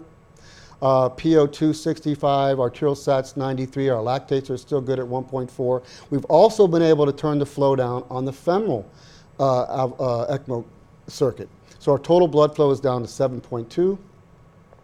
When we go to post-ECMO day 65, we have the sweep off on the Avalon. Our FEM flow is down to 4 for a total blood flow of 4.0. You don't count the flow through the Avalon with the sweep off, right, because it's not doing anything. So you have a total actually effective support flow of 4.0, down from originally I think it was as high as 10. So we have the sweep off on the Avalon circuit. So on post-ECMO day 65, the decision was made to remove the Avalon circuit, and you can see on the left subclavian there's no longer anything there. The lungs are a lot more blacked out now. They were completely white in the original pictures that I showed you. So where are we at the moment? We're now down to a solo FEM VV ECMO circuit, just like I showed you before originally. And this is the progress. We started off with an Avalon circuit only. We then added 2 femoral venous cannulas. We then split the 2 to have 2 separate circuits. And as she got better, we eventually were able to remove the Avalon circuit altogether and just have on FEM venous from post-ECMO day 65 all the way to 78. On post-ECMO day 78, this is the day we were actually able to wean her from ECMO entirely. Now I want to stop right here and speak for a minute. I put an exclamation point there, not to brag about or wave a celebratory flag that we did such a great job on this patient. This is not the reason why we chose to do this presentation. It's not a marketing or a promotional of how good of a job we did. And I just want to point that out. But why did I put an exclamation point on this slide? Starting from ECMO day, from ECMO week 3 through ECMO week 7, she was on for 10 weeks, because she was on for 78 days, 10 weeks, 11 weeks and a day. ECMO week 3 through 8, 5 straight weeks, the entire immediate family was brought into conference with top physicians, CCM docs, surgeons, administrative chaplains, and they were told that they need to consider withdrawing this patient. Every single time the family said, no way, no how, we're not withdrawing this patient. Next week, another 30-minute to an hour-long meeting. This went on for 5 consecutive weeks, and they told the family, this patient, we've never had a patient that required this much oxygenation support. The lungs are not contributing anything. She has lupus, she has fungal pneumonia, she's immunosuppressed, she will never get off ECMO, she will never recover, she'll never be any better off than you see her right now. And they continued to refuse to permit withdrawal. They just said to us they were praying for a miracle, and that's what they did. They met around her bed every morning at 8 o'clock, held hands, prayed over the patient. They decorated her room in Bible verses, family pictures, and other biblical paraphernalia. And lo and behold, they were wrong, they were right, and we were wrong, because the patient did recover. The patient was weaned, this was about now 9 days ago, is no longer in the ECMO unit, is extubated down on a step-down unit. The other reason I put an exclamation point here, yes, the patient came off this most severe form of VV ECMO. It is expected that the patient, hopefully, if and will go home one day, she will go home with no arms, no hands, and no feet. She had, starting in week 3, her fingers and hands turned severely black, along with her toes and feet. She had to have the hands and feet wrapped in gauze for the last 5 weeks of the ECMO run. I couldn't visualize them. They had them wrapped in gauze to keep the skin from fluffing off and for oozing. So she will be a quad amputee, probably some significant distance above the wrists and some significant distance above the ankles, exactly where I don't know. So yes, we were successful in this VV, but at what price?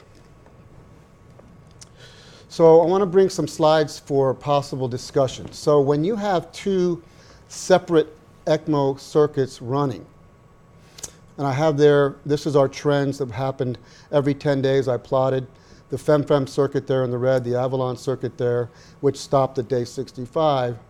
Joe, and the listening audience, I would ask you a question. This is your flow rate chart of how we tried to make adjustments and tried to oxygenate her differently at different times. If the, so let's say it's 7 o'clock in the morning and your physician calls you and says, you know, I have a low PO2, my right radial PO2 is a little bit lower than it was yesterday. Can you come in and which ECMO circuit are you going to increase the flow on and why?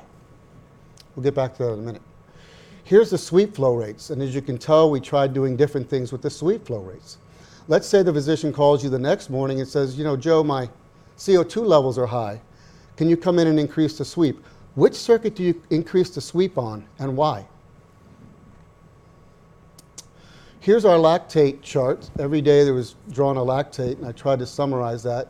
And you can see on the left there at the lower, it says we started with the Avalon cannula. We then went along, and I don't know if I could read my own writing. And then we went to adding the, in the yellow, we added the fem cannulas, and then we split the circuit, and then eventually we came off there at the end. And this is what happened with our lactates. Lactates is everything when it comes to ECMO. Anybody who's listening, not terribly familiar, don't do a lot of ECMOs at your hospital. If you want to know if you're doing something right when the patient's on ECMO, your lactates should be going down. If your lactates are going up, you're probably doing something wrong. So I show that here to see that as we made different changes to the circuit, we saw improvements in our lactate. Then we would lose control of it, and the lactates would go back up, and we'd make another change, and you'd see them come back down. These spikes were when she had bouts of sepsis.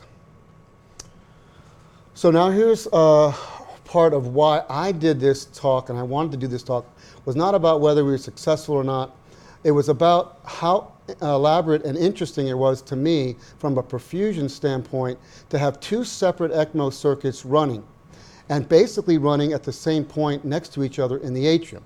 So first of all, I want to show you one thing that was unique. The femoral, I think it was the left femoral, or the right femoral return venous cannula was fed all the way up not only past the right atrium, actually ended up into the right IJ. You see it way up there where I have the arrow. Why this wasn't pulled back, I don't know. We talked about this a lot. I don't know why it wasn't pulled back, because not only does it have multiple side holes, it also has an end hole, which was shooting straight up the IJ. And she did have a swollen neck and face for a large portion of the time. I think they were so afraid of all the things that we'd been through trying to manage and oxygenate this patient that once we sort of were able to get the job done, nobody wanted to mess with it. I think that's what happened. So that's one interesting thing. But there's a ECMO specialist where we work named Melissa Dale, who's a self-proclaimed artist. She does all these cannula drawings for us, and she did this for me in about 3 minutes, believe it or not. But there was no way to see it on an x-ray, so I asked her to draw this up. When you look into the right atrium, you see the Avalon cannula coming down there past, behind the aortic arch. That's coming to the left subclavian, comes down past to the right atrium and into the IVC. And it's doing what an Avalon cannula does. When you have a femoral return cannula coming all the way up, this cannula on x-ray was smashed up against the Avalon cannula, and it was also smashed up against the IVC, atrial wall, and SVC. So when you ask yourself, we're going to turn the flow up on one of these, look what's happening. The femoral return arterialized blood's coming up, and it's emitting holes right where the Avalon cannula is taking blood out. Mm-hmm. So how much mixing do we have going on here? And if you increase the flow of one or the other, are you just increasing the mixing from cannula to cannula, from ECMO to ECMO? Or are you actually hurting the patient or helping the patient? I don't think we knew. I think we just had to guess and experiment and see if we improved. Why were the pressures in the Avalon cannula so difficult? We're not sure we ever figured that out. How were our flows to be determined? The other thing I didn't write up here is we talk about the Sears response and the inflammatory response with a single cardio bypass circuit or a single ECMO circuit. Here we had double that going on. So imagine the Sears response that we were dealing with on top of all the other issues that she had. For whatever reason, we had very difficult time flowing through the Avalon circuit. And I'm just giving an example here with the flows and pressures. On the left there is the Avalon. At only a 2.2 liter flow, we had to use an RPM of 3260, internal pressure of 188, and a delta P venous pressure of minus 124 at 2 liters of flow. Whereas on the FEM side, we were able to flow 6 liters at 3650 RPMs and only a minus venous pressure of 93. So we really struggled to flow through this cannula for some reason. So I hope that that could stimulate some of your thoughts and we can have some discussion about from a perfusion standpoint. Mm-hmm. Very good. Excellent. Oh, thank you. Thanks for that, very joyous, I mean, you certainly brightened my day in talking about how that patient ended up. That's tragic and sad, and, I can't speak for her, and her family. I don't know. She's alive. Mm-hmm. And so, that may be... that may be enough. That may be. I think, I think it's a hard thing to do, and I wouldn't want to be, I'm glad, I guess, I don't have to make those decisions, because I think it's hard to not project how you feel onto somebody else. But with that said, why not? Do you want me to first answer that question? Whatever question you want to talk about. Let's well, you said you were going to ask a question about which would you go up on? Yeah. Well, if or was it rhetorical? Now that I've shown the drawing and you understand how the cannulas are perhaps mixing with one another, perhaps hurting one another, maybe they're mixing ECMO to ECMO, and someone says our PO2 is low, we need you to turn up the flow on one of the ECMOs. What are your thoughts about that? If the CO2 is rising, and you need to turn a sweep up on one of them, how do we know what? There's such a dynamic going on between blood flow mixing and benefiting or not benefiting the patient. Between the way those two cannulas were so jammed up against each other, basically, because she was a small lady on the inside. She was heavy, but she was not a big lady. So we had two pretty decent sized cannulas side by side right there, both trying to do something relatively similar, but they were doing something different at the same time. So sometimes one was just going right into the other to a certain extent. And, you know, it was interesting to understand. I don't think we were ever really understand what we were actually doing in the atrium exactly. But fortunately, enough of it was making it through to the right side. So for her size, first of all, I think a 27 is too small, but that's what she needed because you're saying she's a little woman in a big woman's body, and I understand She was short little and person in the big person's body, however you want to say it. Why didn't anyone consider? I mean, so why did you not just do a VA? You have the one VV and then do a VA with it. She actually was hypercardiac dynamic. You know, that was one of the problems with just having the Avalon, was that she had a cardiac output that was very high. Remember we were giving the esmolol? I talked about how we gave the esmolol. We were trying to sedate her. We were trying to reduce her cardiac output because she did not have a cardiac issue. She really didn't. I suppose we could have tried oxygenating her arterial side. I mean, given all of what she had done already, you know, I guess a graft into the right subclavian and go femoral venous, because you'll drain the heart more now, you know, put it into the atrium so that you have more drainage, lower the preload even more, and then some of it going back into the Avalon, the venous, but then some of it going into the right subclavian to get you the oxygen. I mean, I don't know. I'm just grabbing at straws. And a lot of times we do that. It's a good thought. I don't know why they didn't do it with her. Yeah. Mike? Quite a complicated situation as you think about it. I thought it interesting that your inflow cannula was that far up into the patient. I was thinking about this. It sounds like you almost might be able to separate the body right in half and have one of your working the lower. the lower and one working the upper. Did you ever think about that and take those cannulas and thought about taking those cannulas out and with just smaller, especially the fem part of it? Well, I think if you pulled the femoral artery returning to the patient cannula back, and you had the drained femoral venous cannula was short. It was below the just below the renal artery. Right. That was there, and it was taking lower half of the body blood and returning it as close to the right atrium as they could get it. But it was a long cannula with multiple holes, and trying to get it over to the right atrium. So that part was done right. I don't know why it ended up so high up, and for some reason, the physicians whose patient this was just did not want to pull it back. I'm not quite sure. I would have thought the return, you would want all of the ports in the right atrium where the Avalon is, and all of your drains in the cavas. So I would have thought that one that you were saying was all the way up into the that we saw way up into the right IJ. The tip of it really should have been in the right atrium. Well, you couldn't angle it. It was a straight cannula, and it has multiple side holes for quite a distance. Be angled. It just, you know, you think about the Avalon. The Avalon's pulling from the SVC and the IVC and returning in the RA. Yeah, because it has a curve meant to do that, though. As it exits through that, it has a little bit of a hook shape to it. Yeah. I understand so that. the end hole of a normal cannula is going to be straight. I don't know if you could have gotten it aimed towards the right atrium. I found that perplexing, and I don't have a good answer for you as to why it wasn't pulled back. Yeah, I mean, to me, I hear what you're saying, but I guess again, you know, I don't want to belabor the point. In my thinking, regardless of whether or not it worked. So really, I mean, I don't even know what my argument is. It worked, but my thinking is, regardless of angle and regardless of going into down the tricuspid like the Avalon does, all of that stuff, or the crescent. We use the crescent, by the way. You ought to try that. Oh yeah, I think it would go. Yeah, I like that, the cannula.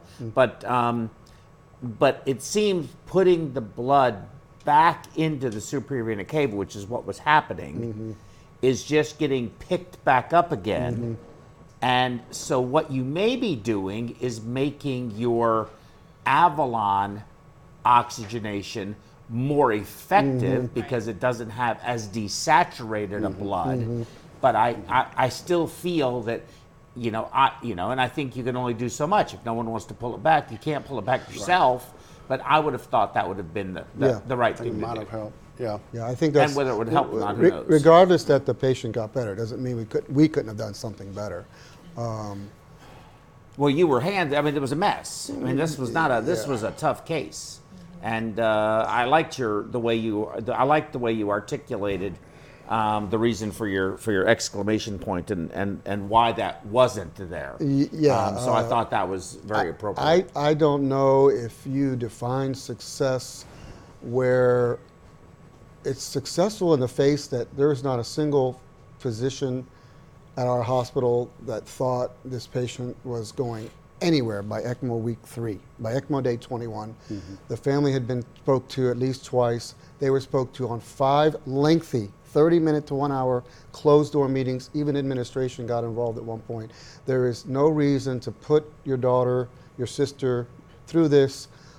She is never going to, and they would not take that for an answer. And lo and behold, the patient came off not only one ECMO, but both ECMOs, and is right now extubated and sitting in a step-down unit. Yeah. But by week 3 and 4, we already knew there was going to be no hands and feet if she ever went home. And I don't know how. I didn't even get to see him for the last 6 weeks of it because they were wrapped. And she was not on isolation or precautions because of the fungal pneumonia. So I didn't go in there all that often, but I could tell from the doorway, I couldn't see the feet or hands. And they were wrapped in gauze, and I asked the nurse, I said, we're just trying to keep them from, sloughing off the skin. So I saw before they did that, there was blackness well into the wrist area before. It was and this was week 3. We went to week 11. That sounds so I don't know how this is going to end up. I mean. You have a question? Actually, I do. Do you ever encounter, I know you do a lot of ECMO, do you ever encounter situations where they don't want to track lactate? No, we track lactate every day. Yeah. I have encountered that. I don't know why you wouldn't. I don't know why you wouldn't either. Me too. Probably the most I know, important me thing. too. I totally agree with you 100%. I ask that question all the time. I had a question for you. Was this patient on CRRT? Yeah, almost entirely. So the lactate, and this is a very important point. I'm glad you asked that question. Great question, because it helped me. Is if you're on CRRT and your lactates are that high, they are much higher because you're clearing it. Yeah. The thing about CRRT, which is the beauty of it, is that it removes all of these evil humors. It removes the bad juju. It helps with all of this stuff, but it masks. When your lactate was 3, if you had not been on CRRT, it would have been 11 and 12, and you'd have been in just dire straits. And that's a fact. So there was something else going on, almost an ischemic. Well, look at that. There was tissue dying for the lactates to be that high. Right. Remember her unusual muscle disease. Yes. The polymyositis. If you remember when I showed the early slide, this is a muscle disease that infects not only the muscle but the surrounding tissue, including the blood vessels of the muscle. Yeah. So, maybe there was a reason why they didn't want to cannulate an artery. I don't know. Yeah, I can understand that. But this was so complicated. Lupus alone is complicated. She had about 4 other things on top of that. Oh, she was a textbook. A textbook of diseases you don't want. And Dr. Samir brought up, by the way, using high rate oscillating. Yes. We tried that on her for about 18 hours, and we had to take it off. Yeah. It didn't tolerate it, and it didn't recruit any part of the lungs at all. And he said something about it not working very well. Maybe in pediatrics it works. We tried it. Somebody suggested it. They were willing to try it, and we had to take it off in a short period of time. It didn't seem to recruit any. How many circuit changes did you make? We actually did not make any circuit changes for the cardio. Interesting. But I will tell you this, that That's amazing. That's amazing. 11 weeks. About the interesting thing about this case is that there was one pulmonologist who said, among almost everybody saying there's no reason to keep this lady on ECMO, she said, I have seen people recover from this. And I spoke with her, and she said there's no permanent fibrosis going on in the lungs. If there's no permanent fibrosis in the lungs, then you have an acute situation, right? Until you have fibrosis, which is going to be permanent and chronic, you have something else going on. And she never did develop any type of fibrosis. So the fact that the family stuck with it actually showed us that if you have all these acute things going on, given enough time, she may actually overcome them. And that's basically what happened. Again, then you get into the issue of what does meaningful existence mean to the patient, and at what price victory? At what Yes. price? Right. You know, I think, I think over all the ECMOs I've seen, I think we have people that fall into 3 categories. One that are basically a corpse on ECMO and they're dead, those that are going to thrive and survive, and those that are caught in between life and death. Right. Well, we They're had caught one, in between and remember last Thanksgiving, not this, the past Thanksgiving, we had a patient on ECMO, and somebody said something, and I said, look, the patient is probably going to get pronounced when the turkey's coming out of the oven. The patient's not going to make it. There's no way this patient was going to make it. Patient went home and is currently working in their garden, and I was like, ooh. And I think that's what I was trying to say. Bad predictive. Was that a VV or? It was a VV. I think that's the lesson that I kind of took home was that, okay, you have all of these things. The lungs couldn't be. Another point I want to bring up is the family was told this to some extent. You have to have this much horsepower, this much oxygenation by 2 cardio helps. And the flow was as high as 13 liters between the 2 of them at one point to oxygenate. And that oxygenated blood is going through her lungs. Now remember something. If the lungs cannot contribute anything, they can be a deoxygenator. Right? Because you have stale alveoli air in the alveoli, and as your oxygenated blood comes by, a high PO2 is going to diffuse to a lower PO2, which is the opposite, and you can have a sink. You can have a deoxygenation situation. Think so? Whether or not that was happening with her, I don't know. I don't know. But we've had situations like that. I would say that's a good point. It's a good thought, but I would think that if you cannot diffuse oxygen from the alveoli to the blood, it's probably not going to diffuse the other direction. You're probably I right about that, wouldn't yeah. think so. Yeah. But of course, you never know. One never knows. You know, and I don't know if I didn't assess it to see if that was happening. I have seen cases where the lung was deoxygenating because we sampled it. You can sample the right atrium, and you can sample, like, let's say you have a left ventricular vent. You can sample that. It's less oxygenated when it comes to the lungs. You can see it on occasion, So there is times when the lung... You don't think that's the Bayesians and all the Yeah, other, I suppose. direct cavitary return from the bronchial circulation, all that kind of stuff that we see. Maybe that's a topic for another day to really see if a lung can work against us if it's in such a severe case. Maybe that's a good bad topic. idea. That is a good topic because I really don't know. And I've been, I'm just guessing. anecdotally told this by different pulmonologists and different people. But when you assess it the way you said, if you can't exchange air to blood, are you able to simply diffuse the other way around?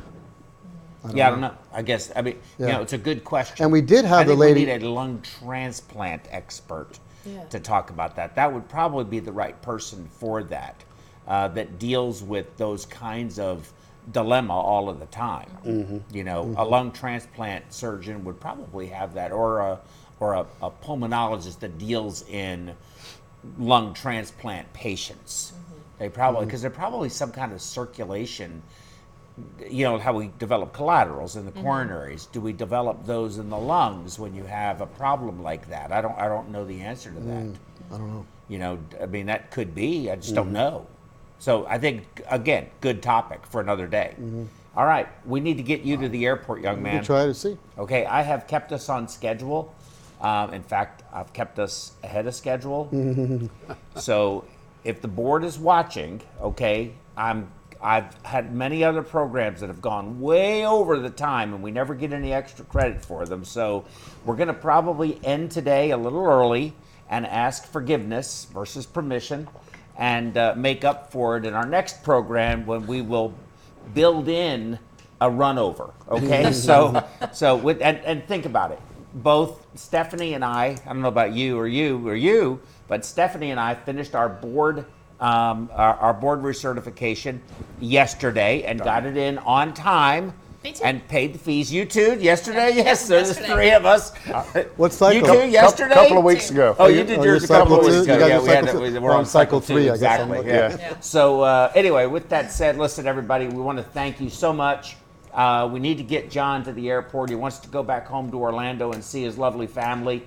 And we will see you again in our next program coming up, which is going to be on Thursday, Friday, and Saturday, August 29th, 30th, and 31st. We're talking about a novel approach of measuring clot burden of an oxygenator. That's going to be, what's his first name? I forgot his first name. DeLong. What's his first name? I can't remember. It doesn't matter. But he has really, I saw the Texas Heart Institute, the same one. Remember that talk, the guy that was talking about measuring end-tidal CO2s and that other thing from Transonic that measures recirculation for VV ECMO and also clot burden of the oxygenator. Real interesting stuff. An algorithm for selecting ECMO cannulation. That's going to be me. And then also advanced hemodynamic monitoring. Katie Kim is going to be giving that lecture from formerly from St. Luke's, the Woodlands, and now she's here with us. And you're going to be giving a talk on non-invasive cardiac output devices, Tammy Sparacino. All right. And so I'm excited about that. And then TAVR and SAVR updates from Dr. Balan, and cannulation strategies for ECMO support of the TAVR patient, also Dr. Balan. So we're looking forward to seeing you all at the end of the month, August 29th, 30th, and 31st. Take care.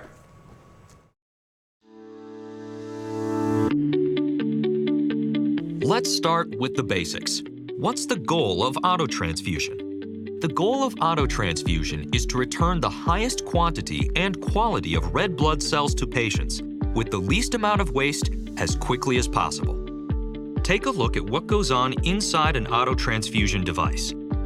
There are 3 categorically different methods of blood processing: passive cell salvage, which uses a Latham bowl, continuous cell salvage, and dynamic cell salvage, which is available only in the Autolog IQ. Dynamic cell salvage uses algorithm-driven intelligent blood sensing to make micro-adjustments during processing in order to recover high-quality blood fast, automatically. How does it work? There are 3 things that distinguish dynamic cell salvage. First, there's the IntelliPath bowl. One bowl size works for most procedures. That may seem counterintuitive, but it's designed to work that way very effectively. Now here's where it gets really interesting. The Autolog IQ uses an adaptive 2-stage fill process to get high hematocrit with less waste. It's a little like filling a soda glass. Pour it in all at once, and you know what happens. With the adaptive 2-stage fill, the system does an initial fill. It pauses briefly to compact the red blood cells. Then it adjusts the second fill speed, slower for low hematocrit, faster for high. That way you keep more red blood cells and lose less into the waste bag. The third key feature is the pulse wash. See these little indentations? They are part of the IntelliPath bowl design. They disrupt the red blood cell pack during the wash, which helps optimize saline penetration for an effective wash cycle. The pulse wash makes the wash process more efficient by adjusting the saline volume, depending on the characteristics of the red blood cell pack. Each pulse volume is designed to help minimize red blood cell spillage. All this happens automatically. With the push of a button, you're providing high hematocrit and quality packed red blood cells for the patient with just one program. You might think that this intelligently calibrated process would be slower. Not so. The Autolog IQ processing rate is approximately 3 minutes. Every now and then, you may have an exceptional case where you want to override the automated setting. No problem. Just press the setting you want for immediate override. The Autolog IQ system consistently delivers high-quality blood product automatically. Simply genius.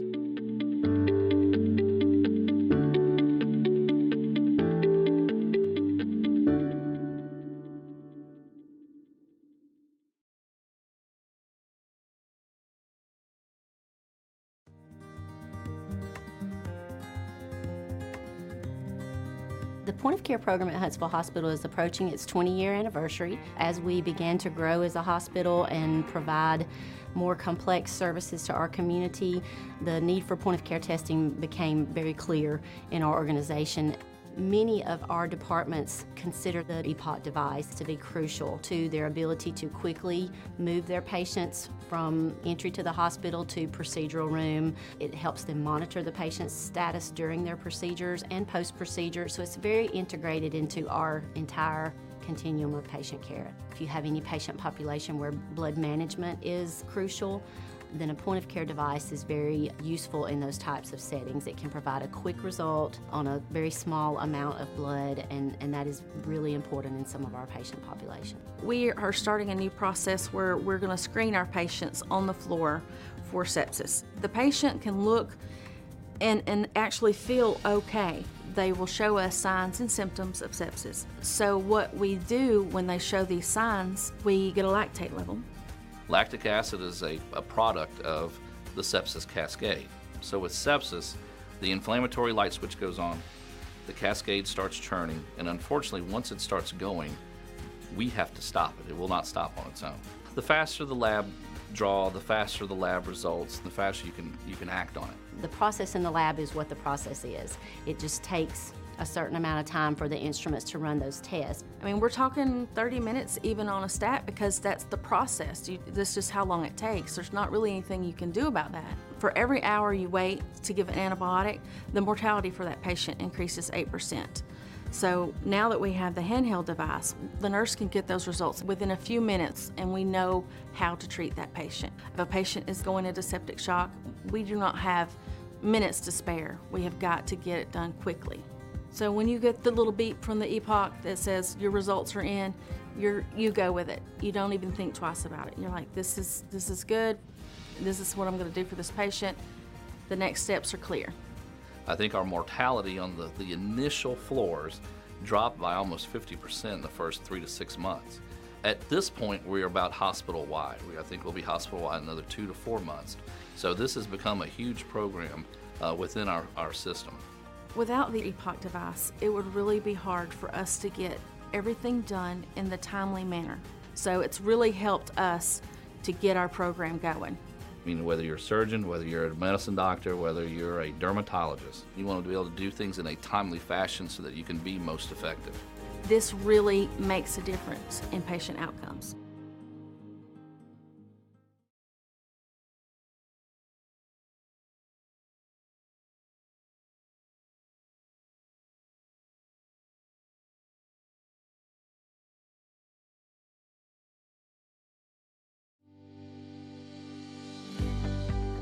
Mixed cannulae, expanding performance standards.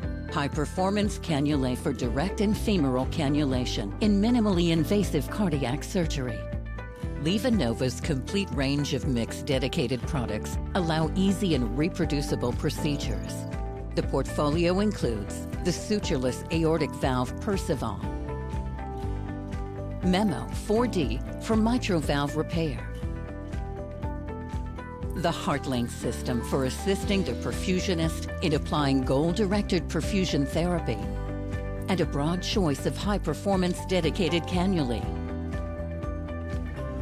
LivaNova's range of cannulae suit every cannulation technique for minimally invasive cardiac surgery. Venous and arterial femoral cannulation can be performed using the WRAP venous cannula and the EasyFlow Duo. For arterial, direct, and venous femoral cannulation, the EasyFlow aortic cannula and the WRAP are available.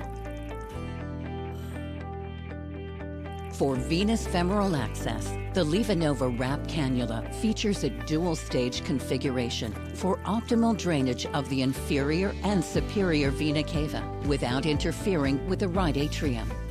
The high-flow dynamics of WRAP improves the capability of drainage with a low pressure drop. An optional Sellinger dilator kit is available to perform percutaneous insertion. The LivaNova EasyFlow Duo cannula is designed for a safe and smooth femoral arterial cannulation. Its conical dispersion tip design allows a more gentle flow in the femoral artery. and its red cap avoids blood backflow during obturator removal. A dilator kit for percutaneous insertion is also included with the cannula. EasyFlow cannulae are designed for safe, reproducible, direct aortic cannulation and include a malleable stylet to aid cannulation insertion, facilitating bloodless introduction into the aortic arch, as well as a special conical dispersion tip for a more gentle flow in the vessel to reduce shear stress.